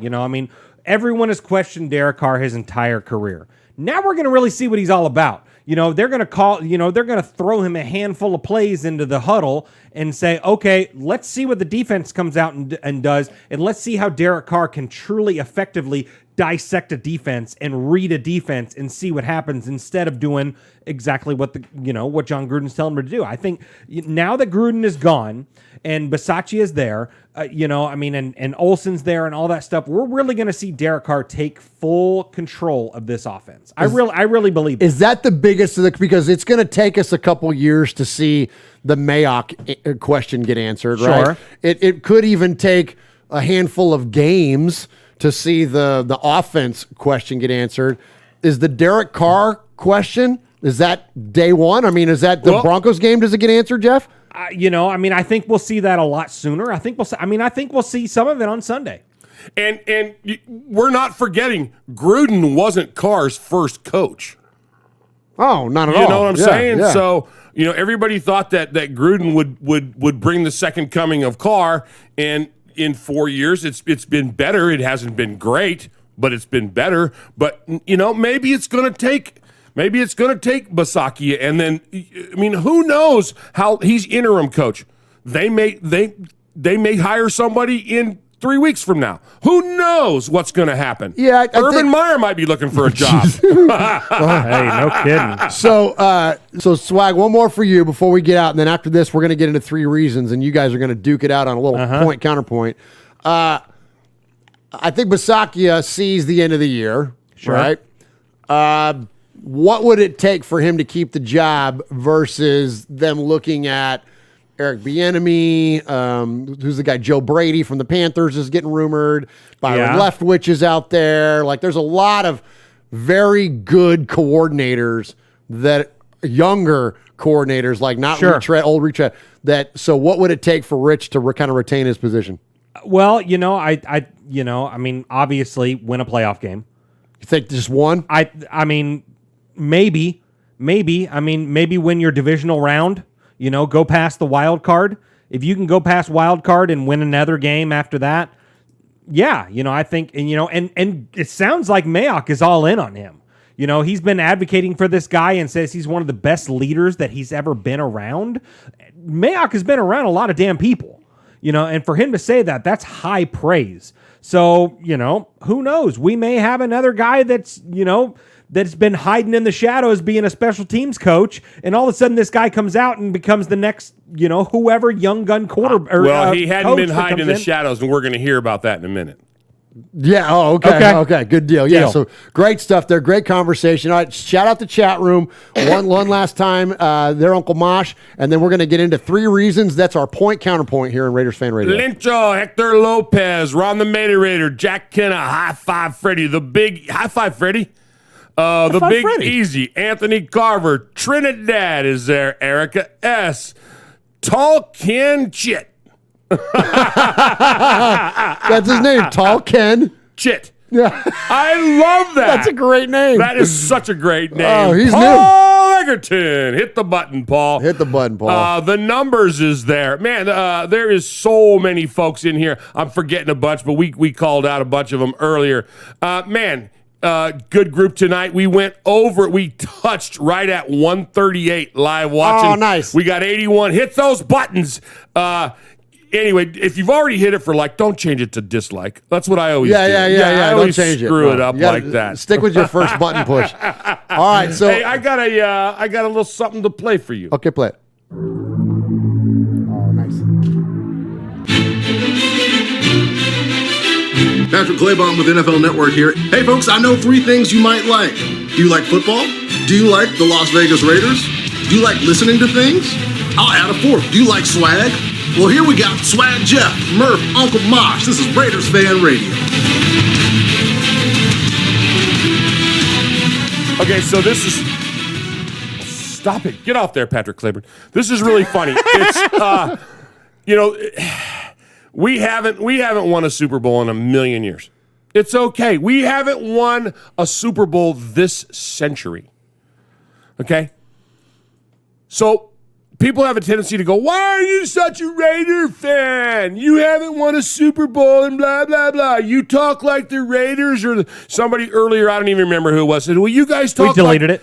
Okay. You guys talk like the Raiders are the greatest football team ever, blah. Well, you know what? At one time we were. Yeah. At one time we were the winningest pro team in all of athletics. We had the best Monday night record. We had, read it, Josh. I've got this right here. This is this is a media guide that I have from 1992. All right. For those of you that are on the audio podcast, the Los Angeles Raiders media guide, 1992. And look what it has right there on the back. Top professional sports records from 63 to 91 for football. Number 1, the Los Angeles Raiders with a 670 winning percentage. Second is the Boston Celtics, then the Montreal Canadiens, and then the Baltimore Orioles. Uncle Mosh is absolutely dead on. Once upon a time, we were the class not only of the NFL, but of sports. And so just because the iPhone hadn't been invented yet doesn't mean that it doesn't exist, young person. Thank you. And yes, we relish in our history, but if you don't study your history, you're destined to repeat it. And that's part of the problem. That's when you asked me earlier about 2017 and the locker room. We have studied our history. That's why it's not going to happen the way it's going to happen. Well, and that's a perfect lead into what's going to happen this Sunday. Well, there you go. And speaking of our stepbrothers or whatever in our division right here, my TikTok went viral, buddy. Oh my gosh, you got almost 100,000 views. My TikTok that I posted on the Raiders Fan Radio. If you don't follow us at Raiders Fan Radio on TikTok, on as Uncle Mosh says, the tiki tock. It's almost got 100,000 views, pal. So good. So 100,000 means viral? That's viral-ish. Viral-ish. Viral adjacent. Do we have to get a shot for that? It's viral adjacent. You know what I mean? But and if you didn't catch it, it's me slamming the Chargers. I'm slamming the Chargers and talking about comparison of the two teams and all that stuff. And at the end, I show a clip of our 3 Lombardi trophies and their empty trophy case. And after the Raiders lost on Monday night to the Chargers, we got a ton more views of people that went back and tried to talk smack to us and said, this guy's been awful quiet since Monday night. Yeah, it doesn't change the fact that we got 3 Super Bowls and you don't, pal. Still don't. Yeah, it doesn't matter. You know what cracked me up? There was one comment in there that said, and it's just ridiculous. It's that they said the Super Bowl should be reset every 10 years to not count for anything that happened prior to that. What does that even mean? Well, That's the dumbest thing I've ever heard in my life. It's so ridiculous. I'm like, just because you don't like history doesn't mean you get to just change it. Like, you know what I'm saying? Like, it's like, look, the Raiders have 3 Super Bowls. Like, we're only, the second to a handful of teams in the league, the Cowboys and the Niners and the Steelers. And you guys know who all they are. But it's like, look at the Patriots. But like, look, man, the Raiders have 3 Super Bowls and it's relevant. And just because you don't like it doesn't mean that it didn't happen. And so anyways, we missed a golden opportunity. We should have had Mojo on. I would have, because he's in San Diego. I would have loved to have heard, Mo, did I need to come out there and get you out of jail? How many times did you have to fight after that game? I love it. I would have loved to have heard what it was like. I bet it was brutal. So good. All right, Jeff, give us that last. Actually, I'll shout it out. I got it right here. Do it. Tyrone Graves in the chat, $5. Appreciate you, Tyrone Graves. Here's some more numbers for you. We got 3 championships. There are 12 teams that have none. Truth. Let's go. All right, let's get into this last segment here. So this is 3 reasons. So this is, if you're familiar with the old Saturday Night Live bit, it's point and counterpoint. Now look, 3 reasons is not easy, because this room is populated with 3 diehard especially for this guy. Exactly. It's your turn in the barrel first because you're the new guy. So listen, it's a tough thing because one guy takes the side of the Raiders and gives you 3 reasons that the Raiders are going to win, and then the other guy has to take the side of the opposing team to give you 3 reasons why they're going to win. So let's jump into 3 reasons.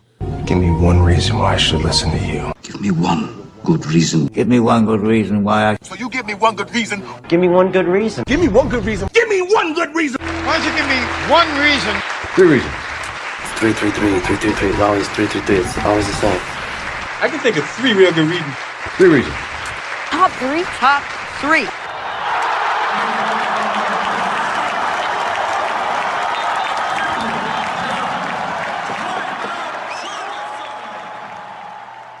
All right, Swaggy J, so it's you and me squaring off on 3 reasons why.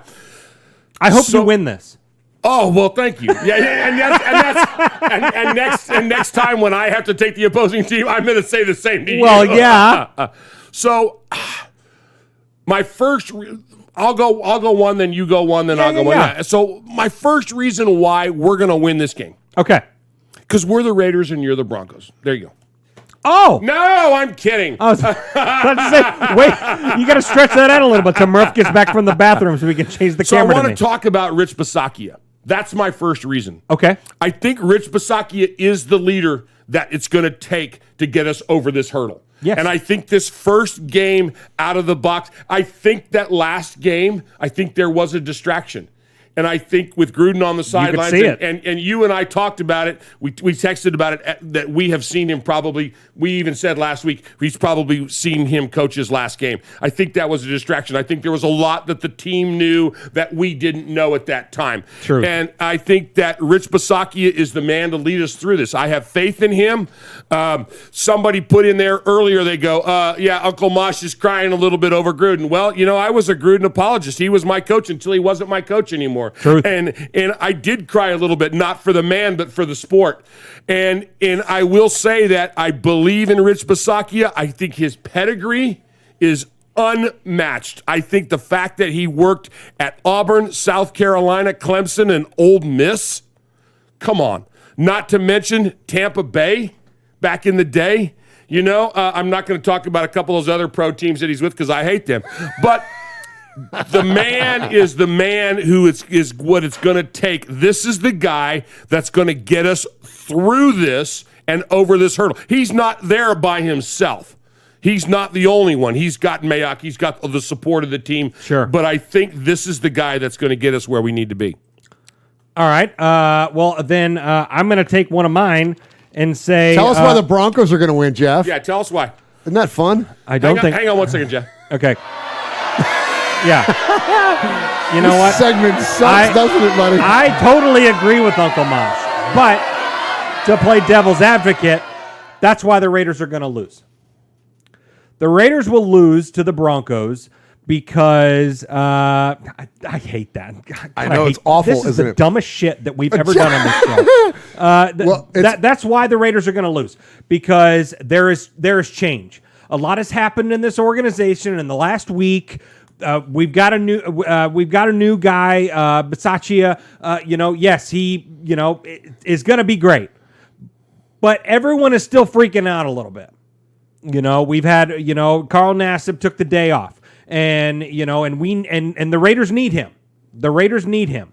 And so, and then you got guys like Derek Carr and all that, coming out, and everyone on the team has been asked about John Gruden. And so there might be a little hangover.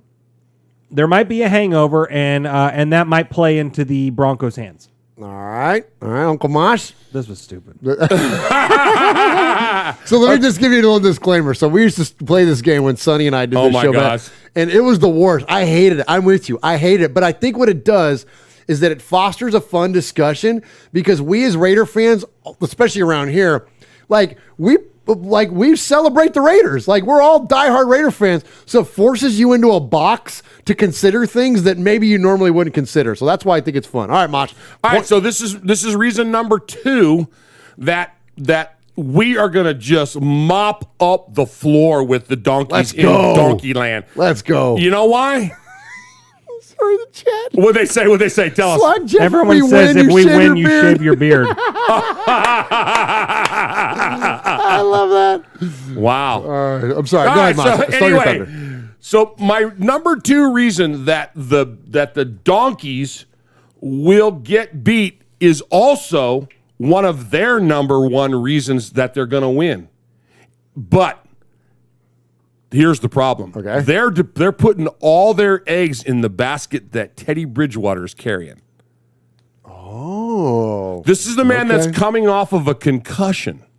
Yeah.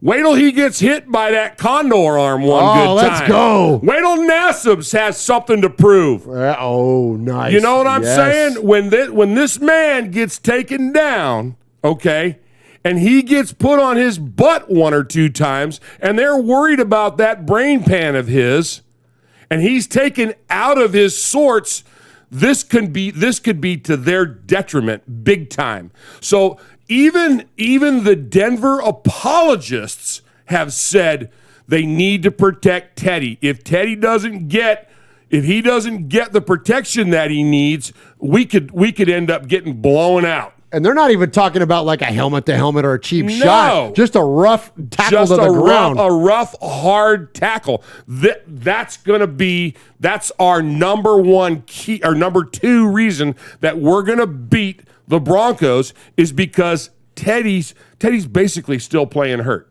I love how Mosh gives himself applause. Let me point, counterpoint. Because he's right. Good job, Uncle Mosh. He is right. He is absolutely right. Swag Jeff, So reason number 2 why these jackasses up in Denver are going to win. These stupid-ass donkeys. This is why they're going to win. Somebody in the chat says this is Murph's worst idea ever. Yeah, that was Michelle Sweat, my best friend. Yeah, she's got my back. No one else does. Because everyone says if the Raiders win, Swag shaves his beard. I'm thinking that they're really going to win. I'm going to get punished if my team wins. This is so stupid. So reason number 2 that the Broncos might win. Hang on. Oh, man. And we're going to talk. I'm going to kind of mirror what Uncle Mosh said. Okay. I got 2 names. Bradley Chubb, Von Miller. Oh, man. They're legit. They're legit. And our offensive line is not. I love every Raider. Our offensive line is our weak link. It's our weakest link. Yeah. Oh, no doubt. It's our weakest link. You know, you watch highlights on Sunday of the Josh Jacobs goal line touchdown. The whole right side of our offensive line got freaking punked. Yeah. They were both 3 yards in the backfield and on their stomachs because the guys just knocked them down and all that.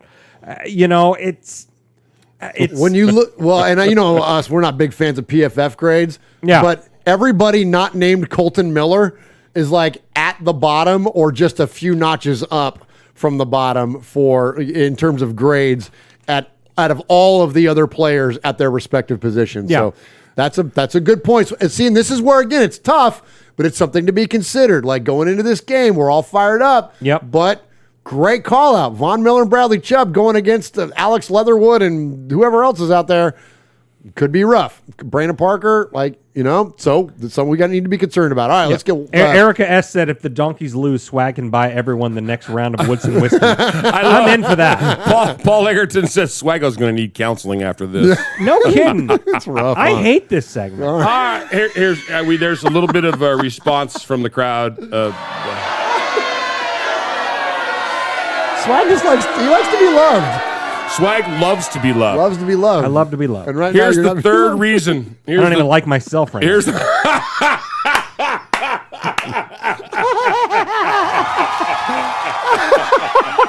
I got a lot of hate for me. I got a lot of hate for me. Self-loathing is dangerous. All right, here we go. Broncos. And we have 5 dislikes now. It's because of my dumbass. This is the best ever. You know what it is? It's because those guys you kicked out earlier stayed gone for an hour and came back and hit the dislike button. And Lencho said that Bradley Chubb is not playing. Oh, well, good. Well, there you go. Nullified your point. Good. Nullified. Yeah. That's what I'm talking Scorpio about. just donated $10 and said, Benedict Arnold, Jefferson Davis, Swag Jeff.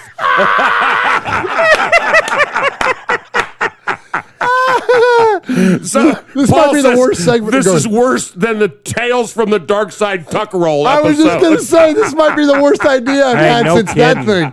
No kidding. Oh, my gosh. And poor Jeff is having to take the front of this. I'm sorry, Jeff. You've only got one more to go. All right, Mosh. My gosh, how funny. All right, the Broncos secondary shaky at best on the deep ball. That's so funny. Okay, so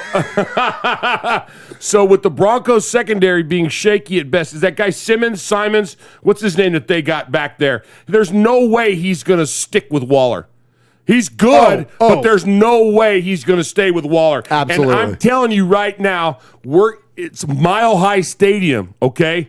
If Derek Carr can throw these balls the way that he's been throwing this year, think about it. Love that call think out, about Mosh. it. It's going to be... He's got extra distance. Oh, my gosh, he's got extra distance and elevation. He's not going to need to step up in the pocket and do those ropes. He's going to be going for those touch passes, and nobody can stick with who do we got? The speedster. Henry Ruggs. Ruggs. You got him. You got Third and Renfro. I wonder if he'll be running the China play.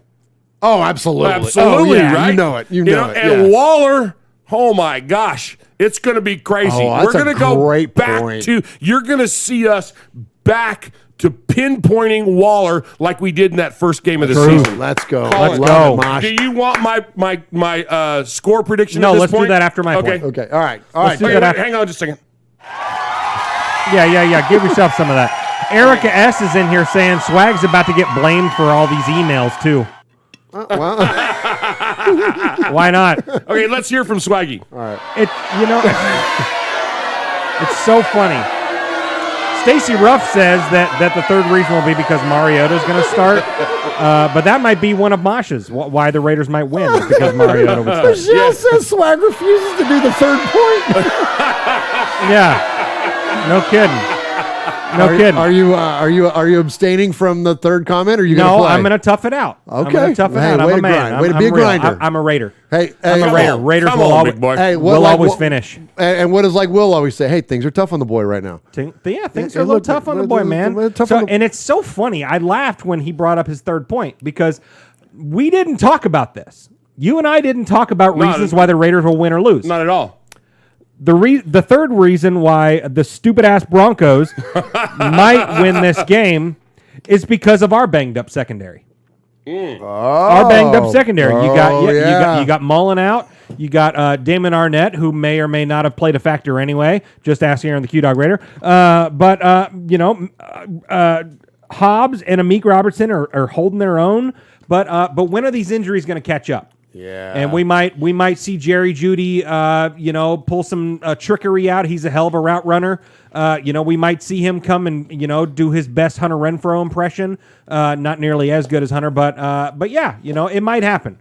So all right, you feel good about that? No, I feel shitty about that. All right, let's give Swag Jeff chat room. Give him some love. All right, let's celebrate Swag Jeff. You did a oh no. No, that was the worst job in fan created Raider Michelle content. Sweat says Jeff Nation is about to get canceled. Oh my gosh, you did good. You did good, Swag Jeff. You did good. Yeah. Thanks. Okay, let's do our predictions. All right, here we go. We'll give yours first. That way we end on a high note. We got to end on a high note. So you give yours, Jeff. Because I have to cover the dumbass Broncos, and so I have to pick that the Broncos are going to win. So I think the Broncos will win. It'll be a tough game. The final will be 2-0. Somehow or another, they will pin Derek Carr deep in the in their own territory, and they'll get a safety, and that's it. That's a fair answer. All right, good job, Jeff. And look, see the chat room loves you. See, they do. They do. All right. Okay. So my thought prediction is we do have some banged up. We have some banged up folks. Broncos are going to score. 21 points. They're going to have 3 touchdowns. It's going to be spaced out over the period of the game. It's not going to be, we're not going to spot them 3 touchdowns and then go into the second quarter. But it's not going to be enough because we're going to have 35. Oh, nice. Love it. All right. So hang on just a second.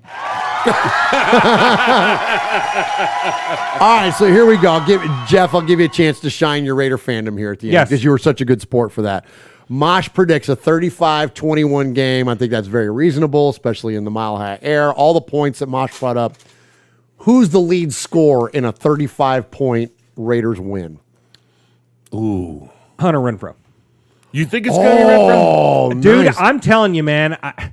I'm drinking the Renfrow Kool-Aid, man. Come on. Crazy good, dude. My Renfrow jersey is on its way. Oh, nice. Dude, I'm all about some Hunter Renfrow this year, man. I've always been a Hunter Renfrow guy. Yeah, you have. But this dude this season, he's wowed me. He's wowed me. What can this guy not do? This guy's going to have 2 scores, and it's going to be 2 of those, 2 of the red zone dipsy-do trickeries that he does. Triple move going in. The triple move, man. Yeah, he's going to shine. Right on, man. He's going to shine on Sunday. Awesome. All right, Uncle Mosh, hit a break, and then let's do a little bit of Raiders and pop culture.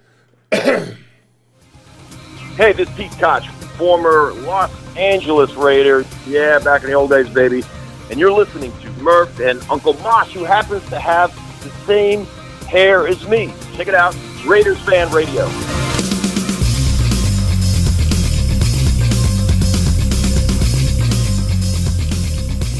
All right, Raider Nation, appreciate all of you that are in the chat room tonight. Tall Ken Chit, that is the best. Town Business is in there. Raider Loco, The Big Easy, Aussie Raider Aaron, Lencho, When the Universe Speaks, of course, is our good buddy Mojo, Aaron the Q-Dog Raider, Paul Edgerton, Paul is in there. Loyal to the Soil is in there. The Wolf of Walnut, which I love that. He's got a score prediction of 38-20. Michelle Sweat, did I say that yet? Running Bear, what's up, Running Bear? Good to see you, my friend. Tyrone Graves is in there. B. Al is in there. Ebony Graves is in there. Daniel Mangus is in there. Hector Lopez. David Perez. I can't scroll up all the way. High Five Freddy. Raiders Zach. Oh my gosh, man. So many great folks in there. We appreciate you joining us for this episode of Raiders Fan Radio. Hit that subscribe. Hit the bell. We're almost like at not a big milestone number, but it's like 3,500 or something like that. So and so hit that subscribe button so we can hit that. And again, just search for the audio version of this show, Raiders Fan Radio, on any of your favorite podcast services. Alberto Quinones is in there. We appreciate you, Alberto. Raider Loco. Oh my gosh, this chat is going nuts tonight. Revolutionary Road, Bugsy Raider, Raider Zach, Alex Flores. Duke City Raider. Come on, dude. That's Martine. I got to meet Martine at our pregame the other day in Vegas. Man, so many great folks in there. Appreciate you so very, very much joining us here for this episode of Raiders Fan Radio. All right, one of the things we do before we get to you, the best of Raider Nation and your phone calls and your emails, we like to do Raiders and pop culture. This is where the Raiders show up in something that's not typically Raider related. So that could be a song, it could be a TV show or a movie.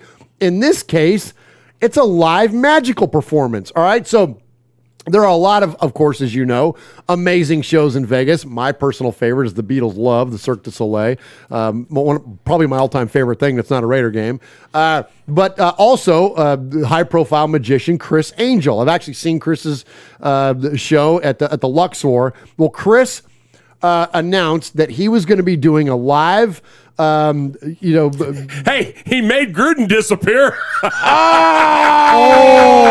jeez, Mosh. Jeez.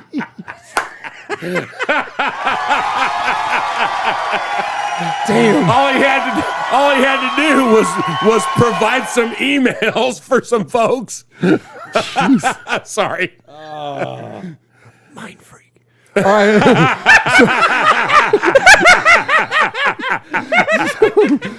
That needs to be the thumbnail of the video. So, damn. All right.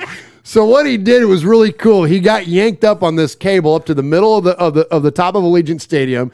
He was in a straitjacket, and he got out of the straitjacket, and he was wearing a Raiders shirt. So it was a really, really cool trick that he did. But what we're going to play here for you in Raiders and Pop Culture is that he announced that he was going to be doing this live from his act, and this is cool, man. I give him props because you kind of know when someone's fronting, when they're not maybe really a Raider fan, or they like claim to be a Raider person, whatever, but they just like don't like exhibit it like the way like the rest of us ones do. You know what I mean? So, but he did a great job. So let's celebrate Chris Angel as he announces he's going to perform for the Raiders.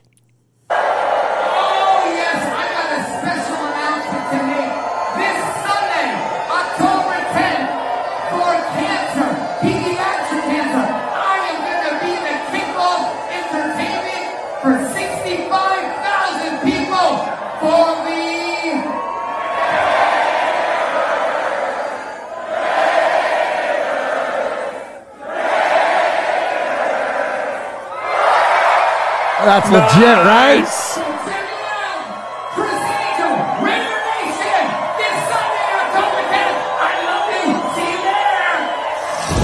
That was great, man. They nailed it. Absolutely nailed it. That was great. That Raider chant, man, you got it. It's perfect. Nothing matches. All right, let's get into the Sea of Fans mailbag.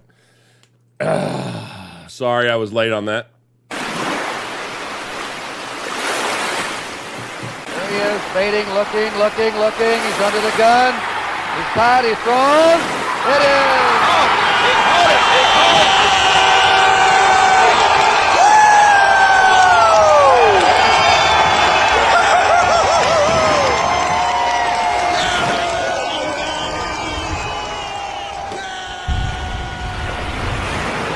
All right, Raider Nation, this is where we celebrate the best of you because more of you and less of us is a good thing. We're going to jump into some emails and then some voicemails. You can contact two different ways, a multitude of ways. Join us live, like all these amazing folks that are in our chat room at youtube.com/RaidersFanRadio.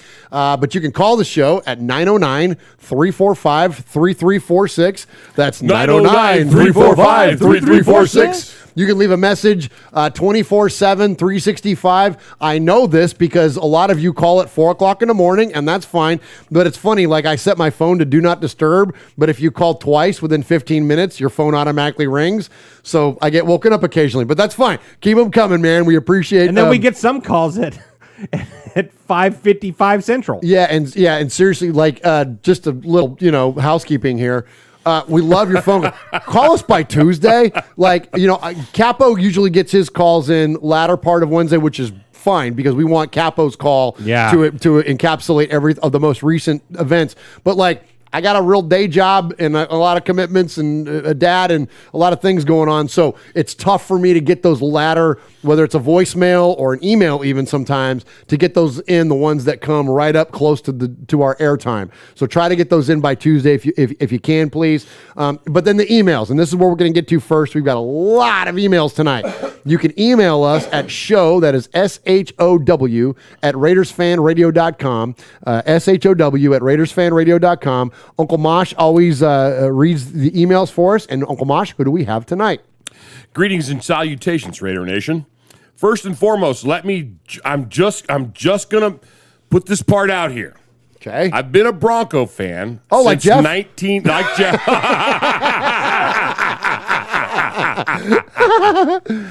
Oh my gosh. Since 1986, and I am and always will be a Bronco for life, just like Jeff.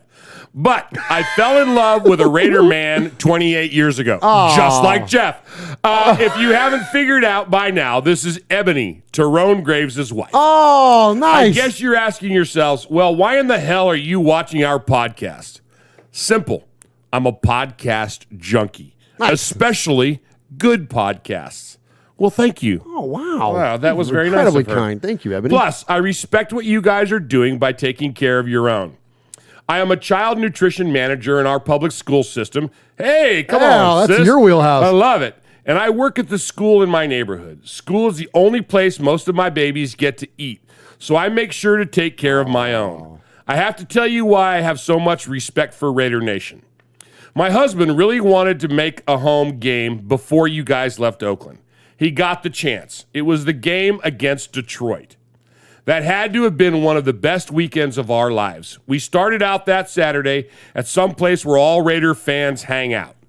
We met so many wonderful people, and when they found out how far we had traveled and that this was his first time in Oakland, they treated us like royalty, even knowing that I was a Bronco fan. Wow. But come game day, we arrived at the stadium.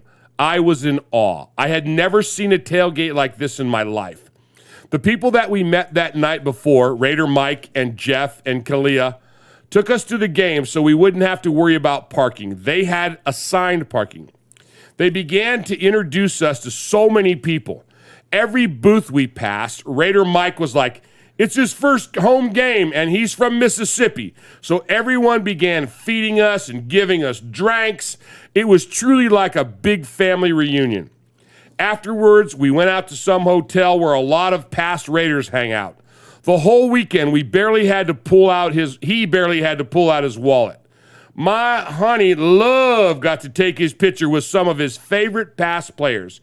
He got a chance to be with his people with a win, shop at Raider Image, made some new friends, experienced Raider football with Raider Nation live and in person, and had some of the best Mexican food ever. Awesome. To witness him finally be able to be part of Raider Nation in person was phenomenal. Raider Nation gets a bad rap. So for all of the hospitality and kindness we were showing for the first and only time, Raiders! Let's go! And she says, I love you, babe. Well, you know what? Oh, I love man. you back. I'm pretty sure she's talking about Tyrone. Tyrone. Yeah. Wow, that was amazing. That was such amazing. a good call. Ebony. Great job, Ebony. You got the timeline wrong with me, though. Because it was 18 years ago when I fell in love with the Raider Raiders. man. That was and me. that was the two of you guys. Oh, well, we love you too. Here we Jeff. go. Hey there, Murph, Uncle Mosh, Swaggy J, and the rest of Raider Nation. This is Big Bald John. Hey, Back John. in the day, I was born and raised in Las Vegas, and if you were to tell me the Raiders would be there, I would have laughed in your face. Now I live in southern Idaho, where the Raiders will still never come to. I love John Gruden, and for him to go out this way is very upsetting and heartbreaking for me.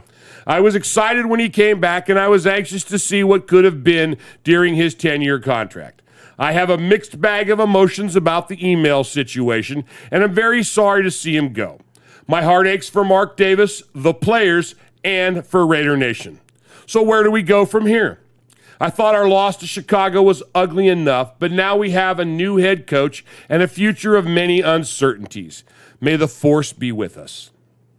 F that. We ain't done. Bring it, NFL. Bring it, Denver jackasses. Time for us to get up off the damn turf, spit the dirt out of our mouths, pick up our missing teeth, and get what's ours. Let's go. The West is still up for the taking, and our lowest point of the season finally came early, with enough time to come back and kick some effing ass. Let's go.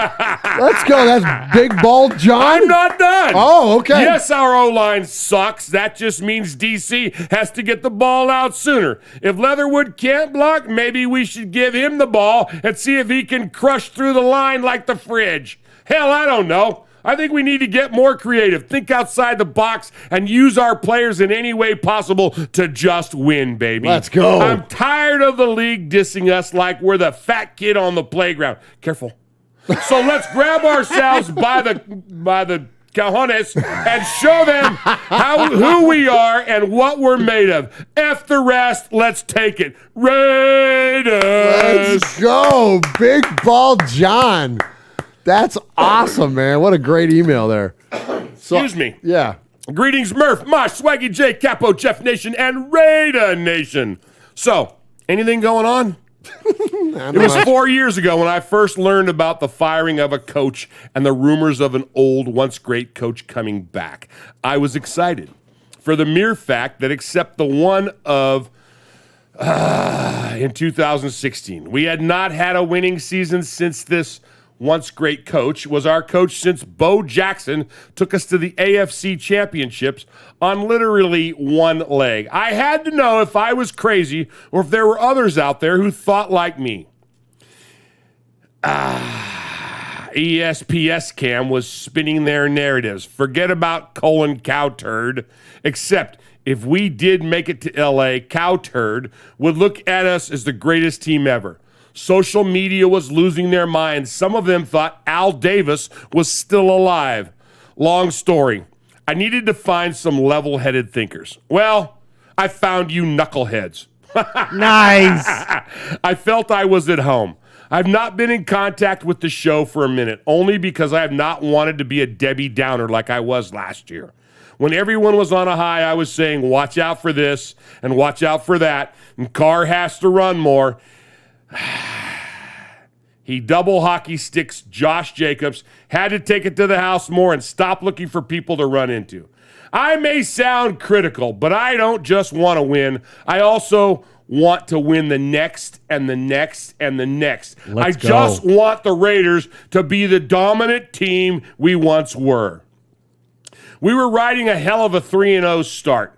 2 overtime defibrillator-worthy wins. Not even the Pittsburgh win was pretty, but we won that.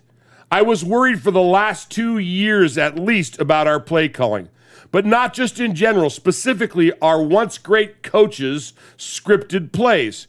We know a coach exiled and living on an island that read his plays better than Swag can read my emails. This once great coach is wearing on me. Now that he's gone, I can't say I'm upset. The timing sucks, but it could be the Band-Aid we need to be ripped off. Ask Moss's ex-wives. What John Gruden said was stupid. Who emails anymore anyway? By the way, I got some pics of some cheerleaders too soon. Oh, no. Let's not forget, we are the Raiders. So, of course, there must be a conspiracy. I will cite my sources at the end just for Mosh and Mojo. We had 2 memorable takeovers of our vacation home in LA. The first one, we got a PA fired for asking the home crowd, whose house? The guy got fired for that? Probably. To a Monday night football game, covered the stadium in silver and black. We almost ruined ESPS scams narrative and pissed off 28 other NFL owners who said anyone else but the Raiders can live in the Rams' basement. Put yourselves on the back, nation. We pissed off the NFL in just 2 games. Roger was not happy. Suspiciously, Roger has been to every home game talking with Mark. The NFL concluded their year-long investigation of the Washington football team on July freaking 1. This means that's true. Roger has been sitting on these emails for at least 3 months, if not longer. 650,000 emails in the organization. Also in July, the Raiders are under investigation by the IRS. 30-year financial consigliere Mark Badane steps down at the time of this most important need to the family. What John Gruden said was reprehensible. Notice one thing, he almost dodged the racist bullet, but 2 days later, he couldn't get, I don't know what that says. But anyway, he couldn't get past the LGBT, he had cracked the Jameson Me at Too, this point. and the liberal bullets. Almost is this Stacy? Okay. Almost as if the first email was a warning. Was a horse's head the next? Maybe the once great coach was a scam, a fraud, a bad person Keyshawn Johnson once warned us he was. But what do you say about an organization who sits on this type of information? It's kind of like what you said earlier, Murph. Not even Don Carleone would have the stomach for this. Make no mistake, John Gruden was not canceled. Goodell ordered the hit. I also would not be surprised if Jack Del Rio gave them the password at the very least. I wanted to get rid of our once great coach, scripted plays, but not like this. My best advice to my quarterback, Derek Carr, run. Run, Forrest, run. Oh, what a great abyss this season has turned out to be. Let's remember the players that play the game. Coaches just prepare and advise. Maybe some good and better football can come out of this. Hope my next email is a more joyous one and doesn't flag the NFL. Stacy Rough Rider, till I die. Literally, because that is my name. Still proud made man, one-time Sizzler Award recipient. I can't wait to hear Paul's take. 1 AP News article, July 7th, 2021. Stephen Weimel, NFL Films, Washington. $10 million misconduct investigation. 2, Vegas Sports Today. And he goes on and on and on. And he lifts these. And then his last one, of course, is my favorite. Number 5, Callan Cowturd. He's just annoying.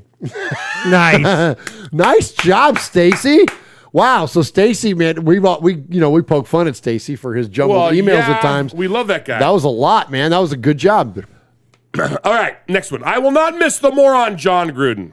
Even before his emails, I felt we were unlikely to become legit contenders with him. I just didn't have it as to say you can't coach anymore, and never had it. He never had it as a GM. I don't know.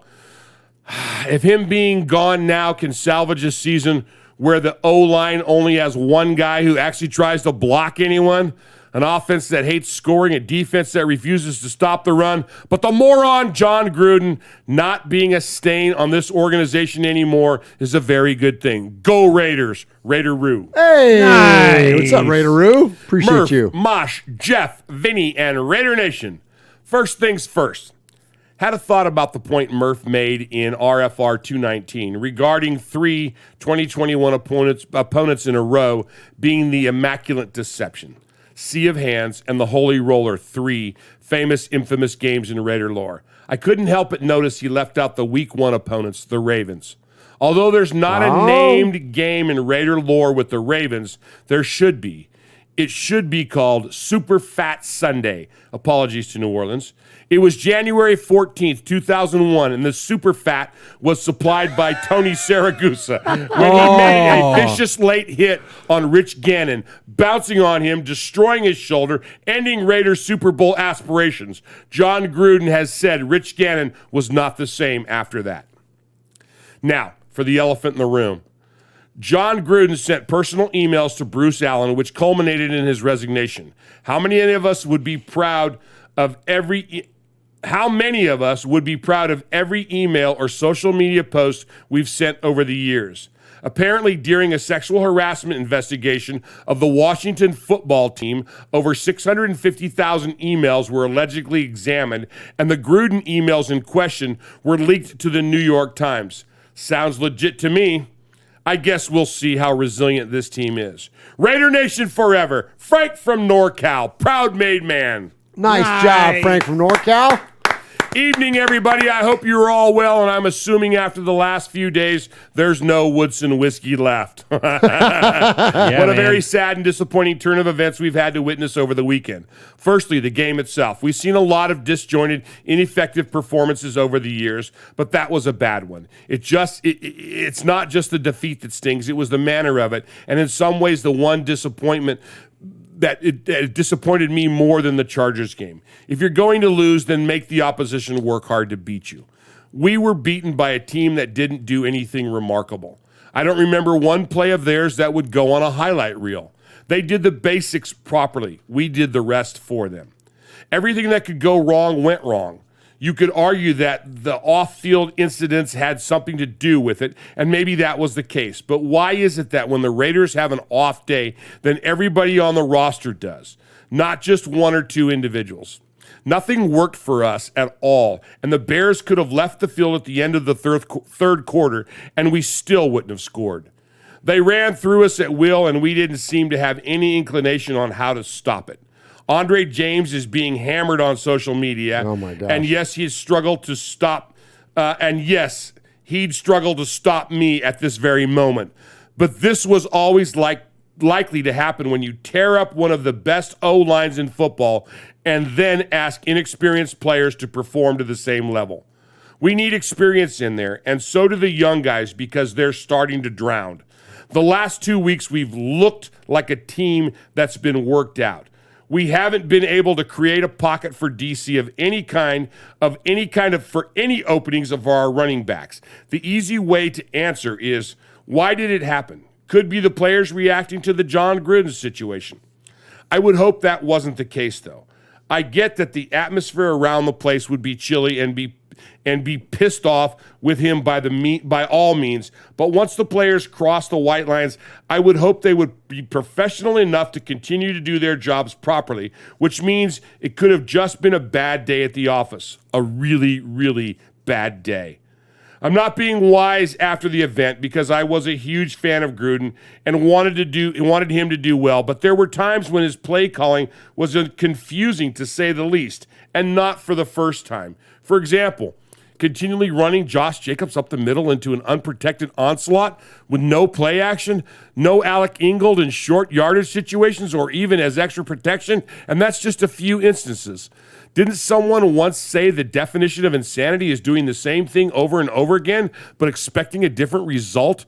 Like I say, I'm not being wise after the event, but too many times in difficult situations, Gruden's play calling has been stuck in the past. Maybe we'll see a fresher approach from Greg Olson now, and how much more responsibility will DC get?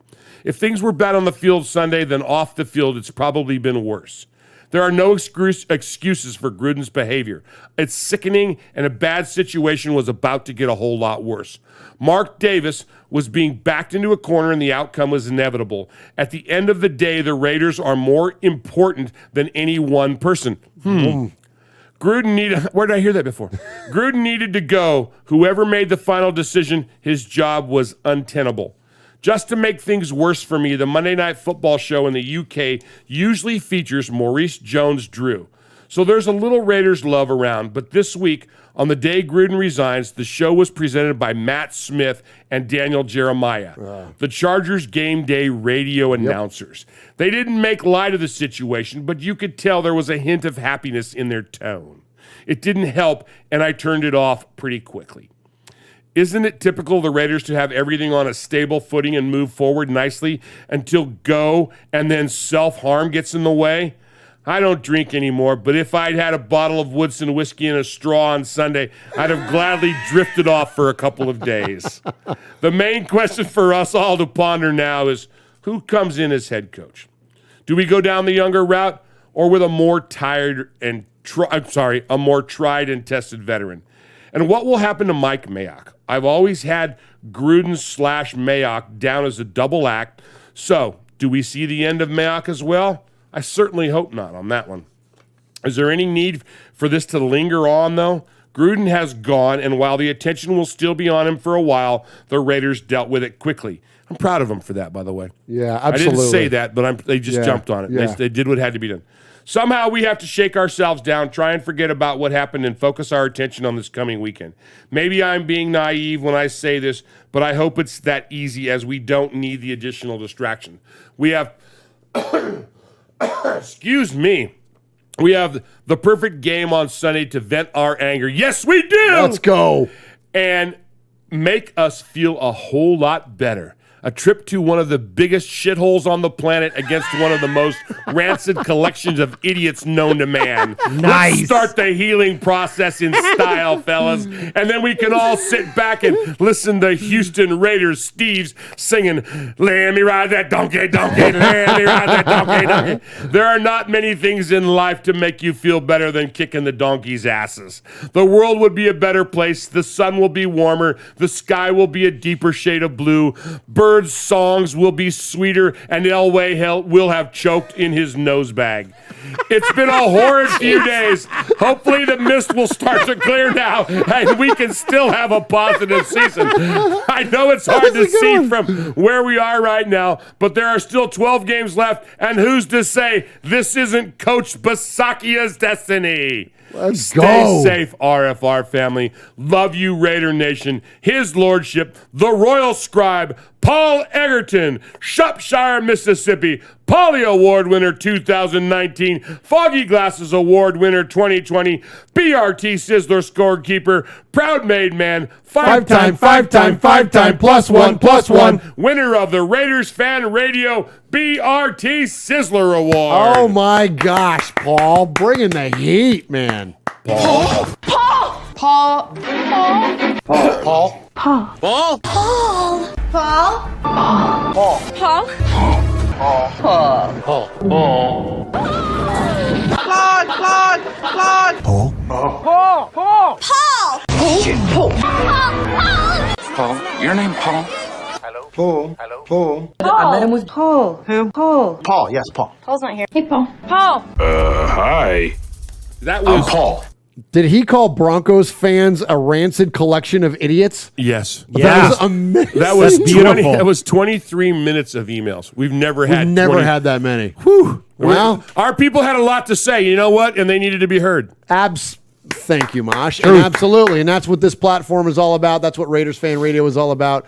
Yes, we love to get on here and espouse our opinions and talk Raider football. And yuck it up a little bit. Well, and yuck it up, of course. But we want to hear from you, man. We want to hear your opinions, and that's why the chat room is so valuable and so awesome. Before we get into the calls, Swag Jeff, shout out who's in the chat room, please. Yeah, we got Raider Bone Rico, Matthew Mangus, Aussie Raider Aaron, Big Easy, Unknown Raider Guy, Daniel Mangus, Matthew Mangus, Kiljadis, Jeff Davis is in there, Paul is in there, Super Him, Chevy Silver Raider, Pirate 1975, Aaron the Q Dog Raider, Town Business is in there, Tyrone Graves, Michelle Sweat, Stacy Ruff, Raider Wolf. We got the whole crew, man. Oh my gosh. Man. Yeah, rolling deep there in the chat room tonight. And Uncle Mosh, great job on the emails tonight. That was a lot, man. Oh, heavy lifting, and appreciate you clocking in on that. Hey, just to give a little respect here before we jump in these voicemails, I know we're getting long here, but I'll be brief. I put up a tweet of Mike Mayock's press conference earlier tonight, and I just basically said leadership in action. I got a response back from diehard Chiefs fan Kyle Wagner. Kyle is Kevin the Raider Nerd's partner. Oh, yeah. At the Fandom Podcast Network. You don't get a bigger Chiefs fan, a legit Chiefs fan. This isn't a guy with a fresh Mahomes jersey. This guy has been a long time Chiefs fan. He responds this way: always have respect for Mayock. Plus your new coach, I think you're going to see now just how great the Raiders really can be. This is more about football, more about a football rival having a hard time. This is about a team being betrayed by their leader, and I credit them for letting true leaders stand up. Right on, Kyle. I like it. Thank you, brother. We appreciate that, man. Very kind words from, again. It goes a little deeper than just the on the field rivalry that the Raiders have with the Chiefs. All right, let's get into the Sea of Fans mailbag, the voicemail version. So you can become a made man or a made woman here at Raiders Fan Radio, a multitude of ways. You can call the show, you can email the show an indefinite amount of times. But if you leave a message 3 times, you for sure can become a made man or a made woman. So keep those calls coming. And we have a leader of the made men and made women. He is Aaron the Q Dog Raider. We call him the Capo, and he always kicks off this segment. and this is why he's the best. Greetings, Don Murray, Thunderboss Sonny, Sizzler Mosh, Mojo from the Universe Speaks, Ron the Mater Raider, Swag Jeff, Nation. First the obvious. After a 2-game skid, which only saw the Raiders compete in 3 of the 8 quarters, we lost the person that was supposed to unite Raider Nation in the most disgraceful manner possible via emails, bruh. As a person that's privy to official investigation, how they're supposed to go, the fact that the volumes of emails that John Gruden on his official ESPN account were leaked is dubious at best. I mean, you mean to tell me that the New York Times got a hold of all of just Chucky's one-sided version of his emails? Don't be fooled, nation. The biggest story is behind the Gruden sacrifice. Listen, he went after Roger Goodell in many of those emails. Yes, he used some tropes that are no longer in fashion, the F word and things of that nature. Do I think that Chucky is a racist? Absolutely not. Do I think he's, a prisoner of his culture, his age? Absolutely yes. He's an idiot. And he's an idiot for believing in himself more than the team and feeling comfortable enough to send those emails. It isn't the fact that the emails were leaked, that they were revealed. It was the fact that he felt that way to begin with. Now, Chucky was right about Goodell. Honestly, the good old boy network is alive and well. And Gruden, of course, he was sacrificed because he went after the biggest fish. As foolish as his words were, he was gone Monday. It wasn't bad enough, that, he had the racial trope against, DeMaurice Smith on Friday. And if he would have owned it, he might have survived. But, that wasn't enough to move the needle. Once he went after gays and white women, it was a wrap. Now, Michael Sam, remember him? In response to this controversy, he took the high road by simply tweeting out the emoji with the praying hands. Good on you, bruh. Yeah. Now, interim coach Rich Bisaccia, after watching his act on YouTube, he's a motivator, he's a grinder, and, I hope for the best. And speaking of hope, the South Lamakias, hopefully they agree with me too. Now, the whole team had better show up because they haven't shown very much professionalism lately, and it kind of pisses me off. Now, if you're a pro, go out there and be a pro. Don't let anything that's happened externally affect you. Unless it's your family, sack up. Now, DC4, he's openly, officially, to, I guess, try out for the extension. He's not really shown too much leadership in the past couple of games, and we're paying him handsomely. So if he's gone with the next regime, so be it. Silver linings. Henry Ruggs, he's emerged in season 2, averaging 20.5 yards per catch and leading the wide receiver corps in receptions. The hit list. Chucky. Now, just to paraphrase, because I don't want to move forward just yet. Terrence Biggs wrote, The Legacy. John Gruden leads the Raiders with a winning overall record, but a tattered reputation on and off the field. He managed to ship away a generational pass rusher, a superb route runner. Of course, he was feminine, but a Pro Bowl lineman. Not just one, but 2. And additionally, he overdrafted a run-stopping defensive end, a box safety who's wearing the number 24, a red-tipped and dipped cornerback last year, and about a half a dozen third-round picks that never panned out. And one that's probably going to be, around for years to come. He's going to be playing next year in Miami, coming off injured reserve. Back to the hit list. The Washington football team, past and present. Roger Goodell. That's right, that Roger Goodell. Keyshawn Johnson. Hey, punk, if you felt that way about Chucky, you should have stood up and said it whenever you had the chance, not when it was expedient or convenient. Who else? Dan Snyder, Sean McVay, Kyle Shanahan, because their emails haven't been read yet, but they were part of that Washington football team organization whenever all this stuff was popping off. And, of course, that former general manager, the Allens, all the Allens that come through the Washington football team. And last but not least, Mike Ditka. In Mayock, we trust. Draft us back to respectability and lead us out of the dark. Raider Nation, galvanize. Root. Oh, my gosh. Give him applause, Mosh. Wow. Yeah. Freaking Aaron, the Q-Dog Raider, if you need him. Oh, my gosh. That was... That he's had many perfect, amazing calls, and that is amongst the best of them. Incredibly well put, Aaron.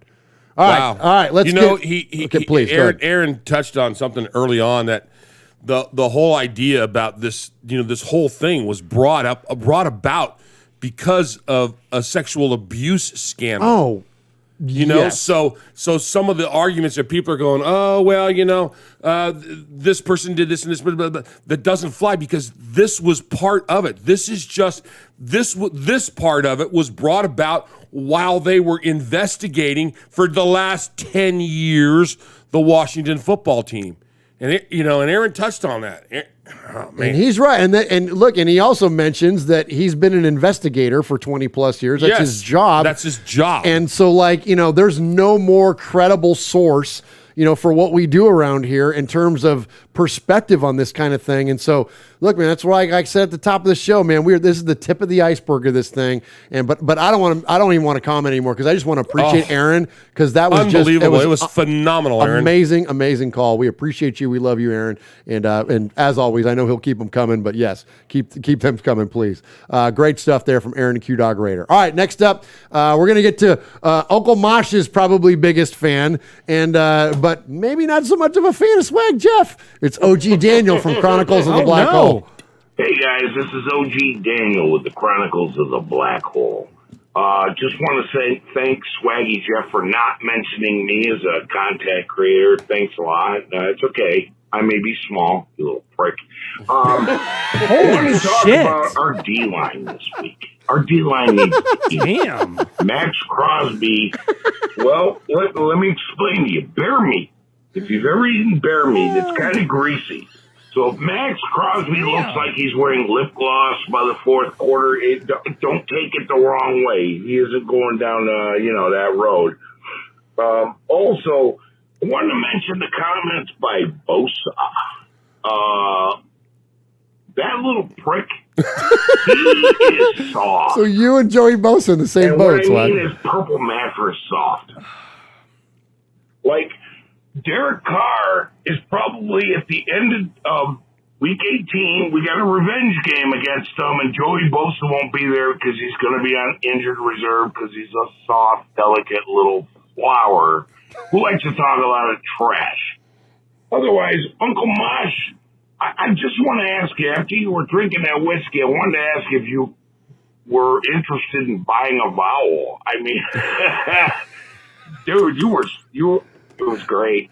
Anyway, you guys have a good night. Love you. And talk to you soon. Oh, man. Great stuff there from OG Daniel. Swag Jeff, reaction. Well, this might be one of the worst shows that I've been a part of. I'm drawing the short end of the stick all damn night. Oh, my gosh.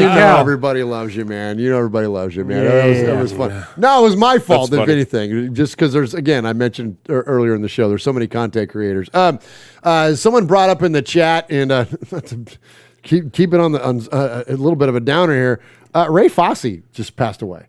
Ray Foster, legendary Oakland A, part of the 73-74 World Series teams. I know he'd had some tough diagnoses going on, but sad there, and that was brought up by the Mangus boys, who are huge A's fans. He was older in years too. He was, when you have stuff like that, it affects you. Yeah, absolutely. And I don't know all the conditions of everything that happened or whatever, but I just definitely want to send condolences to the family and much respect for Ray Fosse. I mean, those teams, those Raiders teams, those A's teams of the 70s, like nothing epitomized that. If you haven't seen it, and I don't know if you can even find it anymore, I've tried.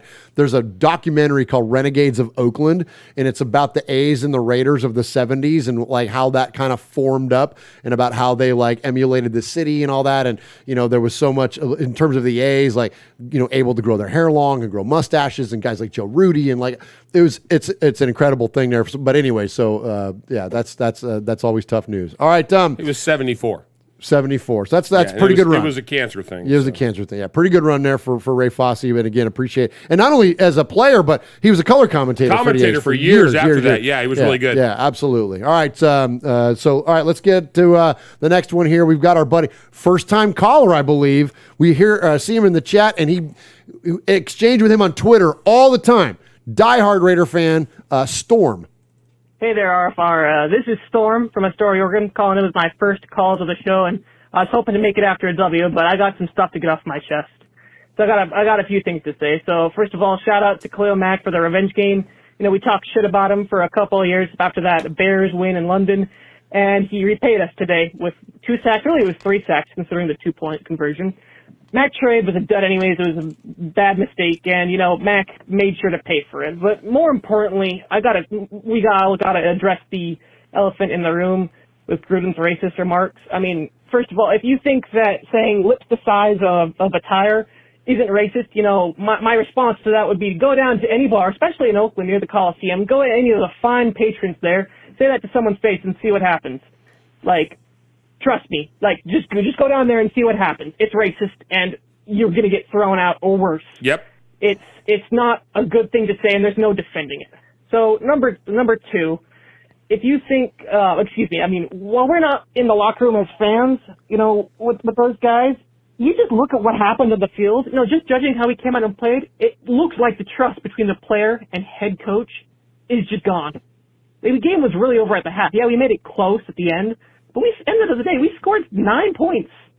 And it was only close because of the defense, something that, by the way, Gruden isn't as involved with as the offense. Gruden is both the head coach and offensive coordinator. The defense has its own leadership structure, as far as we know on the team. You aren't winning games, by the way, with that offensive output of 9 points. You know, maybe it just lasts for 1 week. Maybe it's permanent. Maybe the trust is just permanently gone. We have, as fans, have no clue, but I can tell you this, and so can everyone who has eyes, that this Raiders team we saw today was lifeless and shell-shocked, and it did not look like weeks 1 through 4. And that's directly on John Gruden. I really can't blame the players either, personally, even though I felt the effort, especially on offense, was just abysmal. You know, I haven't been on the fire Gruden train since, you know, the emails came out, or really in general for a couple of years now. 2019, at the beginning, I was very not happy with them, but as time's gone on, I started supporting him, and we started off 3-0. I was really like, Derek Carr is playing like an MVP. John Gruden is looking like an elite head coach. And then this happens, and especially with the emails to today, and this is just clearly a different situation. You know, John Gruden is the most powerful man in this Raiders organization, on the football side of things at least, since Al Davis. This is his team. He handpicked the guys in this locker room. At least today, it looked like he lost his own handpicked locker room. What's the point of letting John Gruden continue to run in his own handpicked locker room? You know, if you lost them, what's the point of letting him get it back? What's the point? You know, I don't know if Mark would actually fire John Gruden. And personally, it would be still surprising to me if he was. But at least loss, at least to me, is also was before deal. Monday night. Google Voice has claimed. Oh, no! Oh! Hey, he got it out of the way his first time. Hey, it happens to many, many great callers of this show have been gotten by Google Voice. Call us back, Storm. It doesn't negate your first call. You still call us 2 more times, and you can become a made man here at Raiders Fan Radio. I think the best, maybe it was one of the best, if not the best, killed Jadis, Macho Raider, got Googled. It was amazing. It was one of his maybe 3rd or 4th time. Yeah, absolutely. And it was phenomenal. Now it does negate you for the Sizzler Award, Right. which is our best award for the night, but it doesn't count towards your made man status. So definitely keep that call, coming. Storm. Yeah, absolutely. Good stuff there from Storm. Appreciate the passion. Again, exchange with Storm all the time on Twitter, and he's a great Raider fan. We appreciate you. All right, Mosh, you're gonna love this one. I love my guy. This is a guy we hadn't heard from him in a minute. It's been a year. You know the city, and you already know the caller just by that. It's Raider Beto. Yes, I am back. I'm still alive. I haven't called in a while.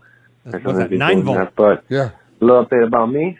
I've transferred to University Cal State of Long Beach. And yeah, just been going to school and all that. I've been doing my homework, Murph and Mosh and everyone. Good. Raiders fan cave. So anyway, I have been watching the games, of course.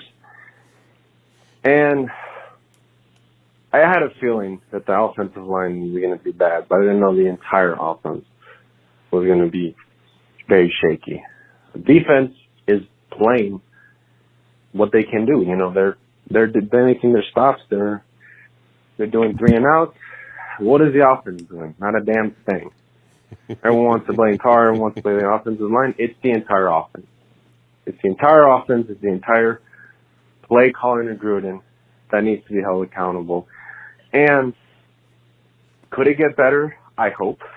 But, you know, hope for a Raiders fan is very, is very slim.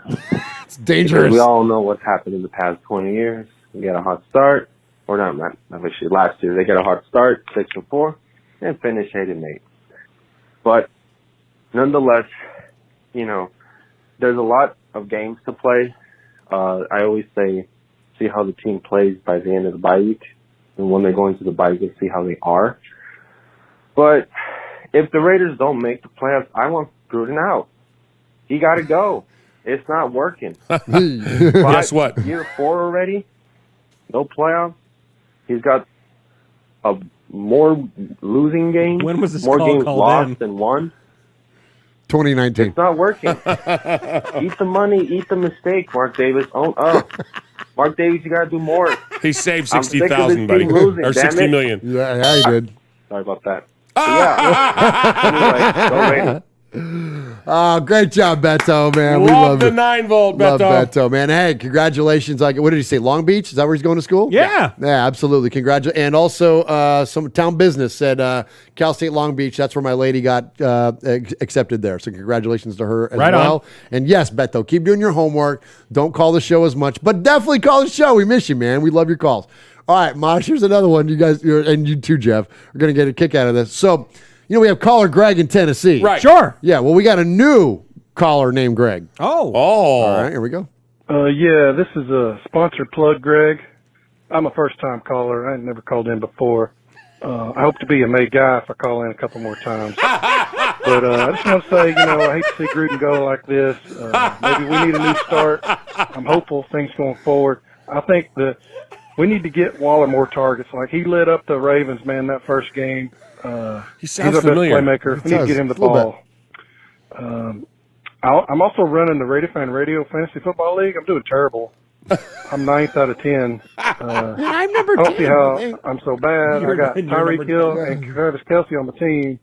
Of course, I know I won't get any sympathy with this crew owning 2 Chiefs on my team. But like I said, my name's Sponsor Plug, Greg, because I got a sponsor I want to plug. It's Domenico's Italian Deli in Murfreesboro. It's the best Italian deli south of the Mason-Dixon line. Their sandwiches are so good, they'll make you wish you were Italian. Domenico's in the downtown square of Murfreesboro. Anyway, like I said, I hope I'll be a May guy after a couple more calls. That's all I got. I'll hang up and listen to your internet radio show. That's amazing. He called me from there. Oh, he called you from and he Domenico's? goes, I mean, what should I get? I go, get the Soprano. And I go, and go tell Murph who you are behind the counter. And so he goes, Jeff Murphy. Jeff Murphy, Yeah, yeah. yeah. Yeah, QB Jeff. Yeah, QB and Jeff. So they got to talking a little bit. And I go, did you tell him? He goes, well, yeah, at the very end. And I said, well, you're going to see each other in 2 weeks at our event. The Italian Thanksgiving. Italian Thanksgiving, And he goes, yeah. oh, yeah, okay. Oh, my gosh. So funny. So sponsor plug Greg. Call 2 more times and you can get made. And Yes, then if we have time. Yeah, and then we'll caller Greg in Tennessee. Like, I know we've been meaning to make him because We're he's going called. to get him. Yeah. He's 49 times he's called the show. Yeah. But We're 2.5 hours we in, can't buddy. do it tonight. We can't do it tonight, but we'll get to you eventually. All right, next up, we're going to hear from our buddy in Houston. We call him the Houstorian. He is Houston Raiders Steve. Murph, Mosh, Swag, Jeff, Nation, Houston Raiders Steve.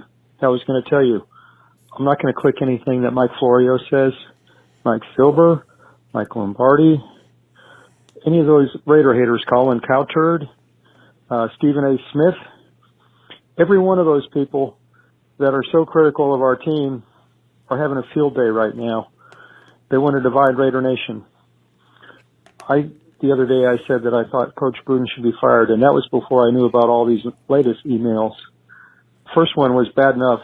It was damning, and I was offended by it. What he said about the NFLPA director.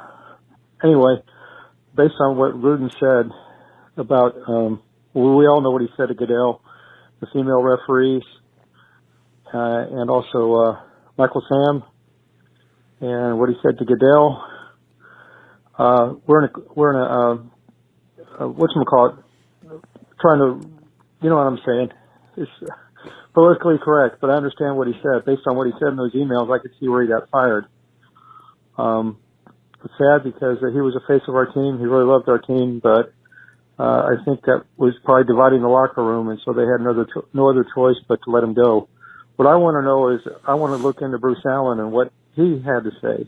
Come on. I also think that everybody that's critical of anybody like, these Mike Florio types, why don't we see if they ever got a speeding ticket, if they ever got a PI, if they ever got a DWI, if they've ever sped in a school zone with their cell phone on.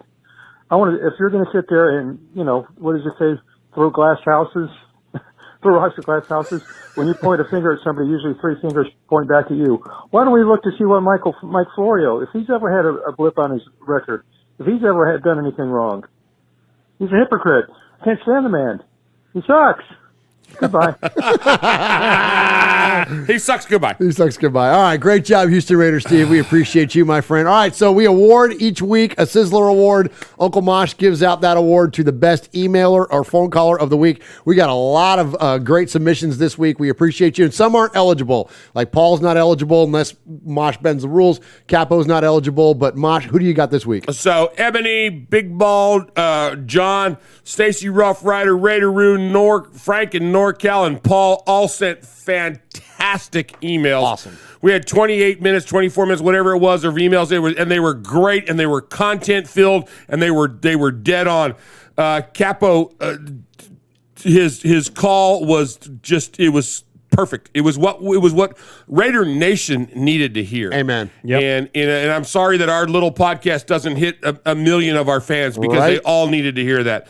OG Daniel, I call this the little prick email, our voicemail, because he used that a couple different times. Yeah, he did. Storm from Astoria, Oregon, his first call and his first Google voice. Beto, you know the city, and I love that he had a 9-volt beep in there at the end. The new guy, sponsor plug Greg, good to hear from you. Glad you got into Domenico's. Absolutely. Yeah. Glad that you were in there eating a soprano.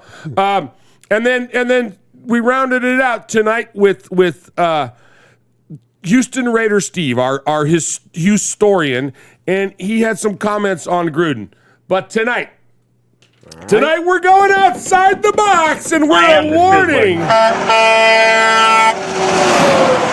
Sizzler. We are awarding a special Sizzler Award to our one and only Capo, Aaron the Cute Raider. No way. We haven't done it in years and years and years, and he deserves it since he was named Capo. But it's a special Sizzler Award. Sorry, it was a no-brainer. Sponsor plug Greg had it in the bag, but Q Dog, you got it, baby. Wow. The Sizzler. Awesome. Wow. Love it. Well deserved. Sizzler. Amen. Sizzler. Talk about a return to form, right? No kidding. Yep. Well, he never lost it, but Sizzler-wise. Yeah, Capo needed it. Because he comes every week. Every single freaking week it's there. Well, you know what? When you have unprecedented events, you get unprecedented results. Amen. So, and sorry, Greg. Sorry that it worked out that way for you. We are Metallica, and we are here for your Oakland Raiders! You know why we out here, and we ain't playing around today. From The Walking Dead to errant Jedi Knights, Raiders fans are a rogues gallery.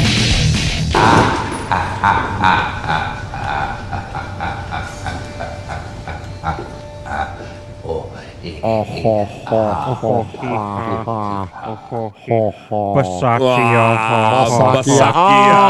Good one. You beat me to it. So I want to just say this. Yes, please. This was a really good show. We had a lot of fun. We took some shots. But when your friends, and this is going out to all of our listeners and everybody that can hear my voice. When people start asking you questions about the whole mess of this week, and I'm not going to even say the name anymore. Let them listen to Capo's speech. You want people to have a response. You want to have something to say. You want to have shut up. We're still got 3 trophies. No. Pull that up on your YouTube. Pull it up on your podcast provider. Download that sucker and go back and say, you know what? Here's a good response. This isn't Mayock. This isn't a paid analysis. This is from somebody that's got an IQ that knows how to put thoughts down and express them and thought about what they're going to say. This isn't a knee-jerk reaction. Let them listen to what Capo said. Right on, Mosh. Well put. And that's why, again, that's why he's the Capo, man, and we value his opinion and his input so much on this show. And that's not to disparage or knock down any other callers or listeners or anybody else that's a participant, but we're just going to elevate him. And that's at the end of this thing, and I'm going to part on this. Be nice, be kind, lift each other up. It's kind of simple, man. Like it doesn't take a lot to do that. Let's celebrate one another. Let's celebrate our differences, man, and just and not to be all like Pollyanna and Kumbaya, but like let's just freaking love on each other. It's La Familia for a reason, man. And true. You know what I'm saying? Exactly. So hey, Swag Jeff, before we get out of here, shout out that amazing chat room and all the donations we've had tonight. Absolutely. Let's not do. I don't want to do that 3 reasons thing for a little bit. Okay. I gotta go lick my wound. That one dinged you up a little bit. It dinged me up a little bit. Hey, thanks to everyone who joined us in the chat. Paul from Shropshire, Michelle Sweat, Lencho, Aaron the Q-Dog Raider, Kill Jadis, Big Easy, Franklin 83, Stacy Ruff, Aussie Raider, Aaron, Town Business, Tyrone Graves, Ebony Graves, who else we got in there? Unknown Raider Guy, Franklin 83, Big Easy, Kill Jadis, Darth Vader Raider. Thank you, everyone. Hey, we raised $124 to the One Nation Foundation. Absolutely. Thank you guys so much. What a fun show. We try to make light of the situation this week, man, and hey, just win, baby. Let's go on Sunday. Uncle Mosh, take us home, bruh. Go, you got anything else you need to say, Murph? Nah, I'm good. Let's get out of here. Man, what a night. What a week. What an upcoming weekend we got. We're going to define legacies, Mosh. Hey, what did Paul say about where we're going? Oh, it was a rancid collection of idiots. There you go. Kick the donkey's butts. Thanks for tuning in tonight, everybody. You didn't have to, but you did anyway. 120 of you liked us, 5 of you didn't. We had up to 145 people in the chat at one time. Is that right? Love it. Beautiful. That's a record. Thank you. Tonight you've been listening to my little buddy Swaggy J, my little nephew over there, the Murph.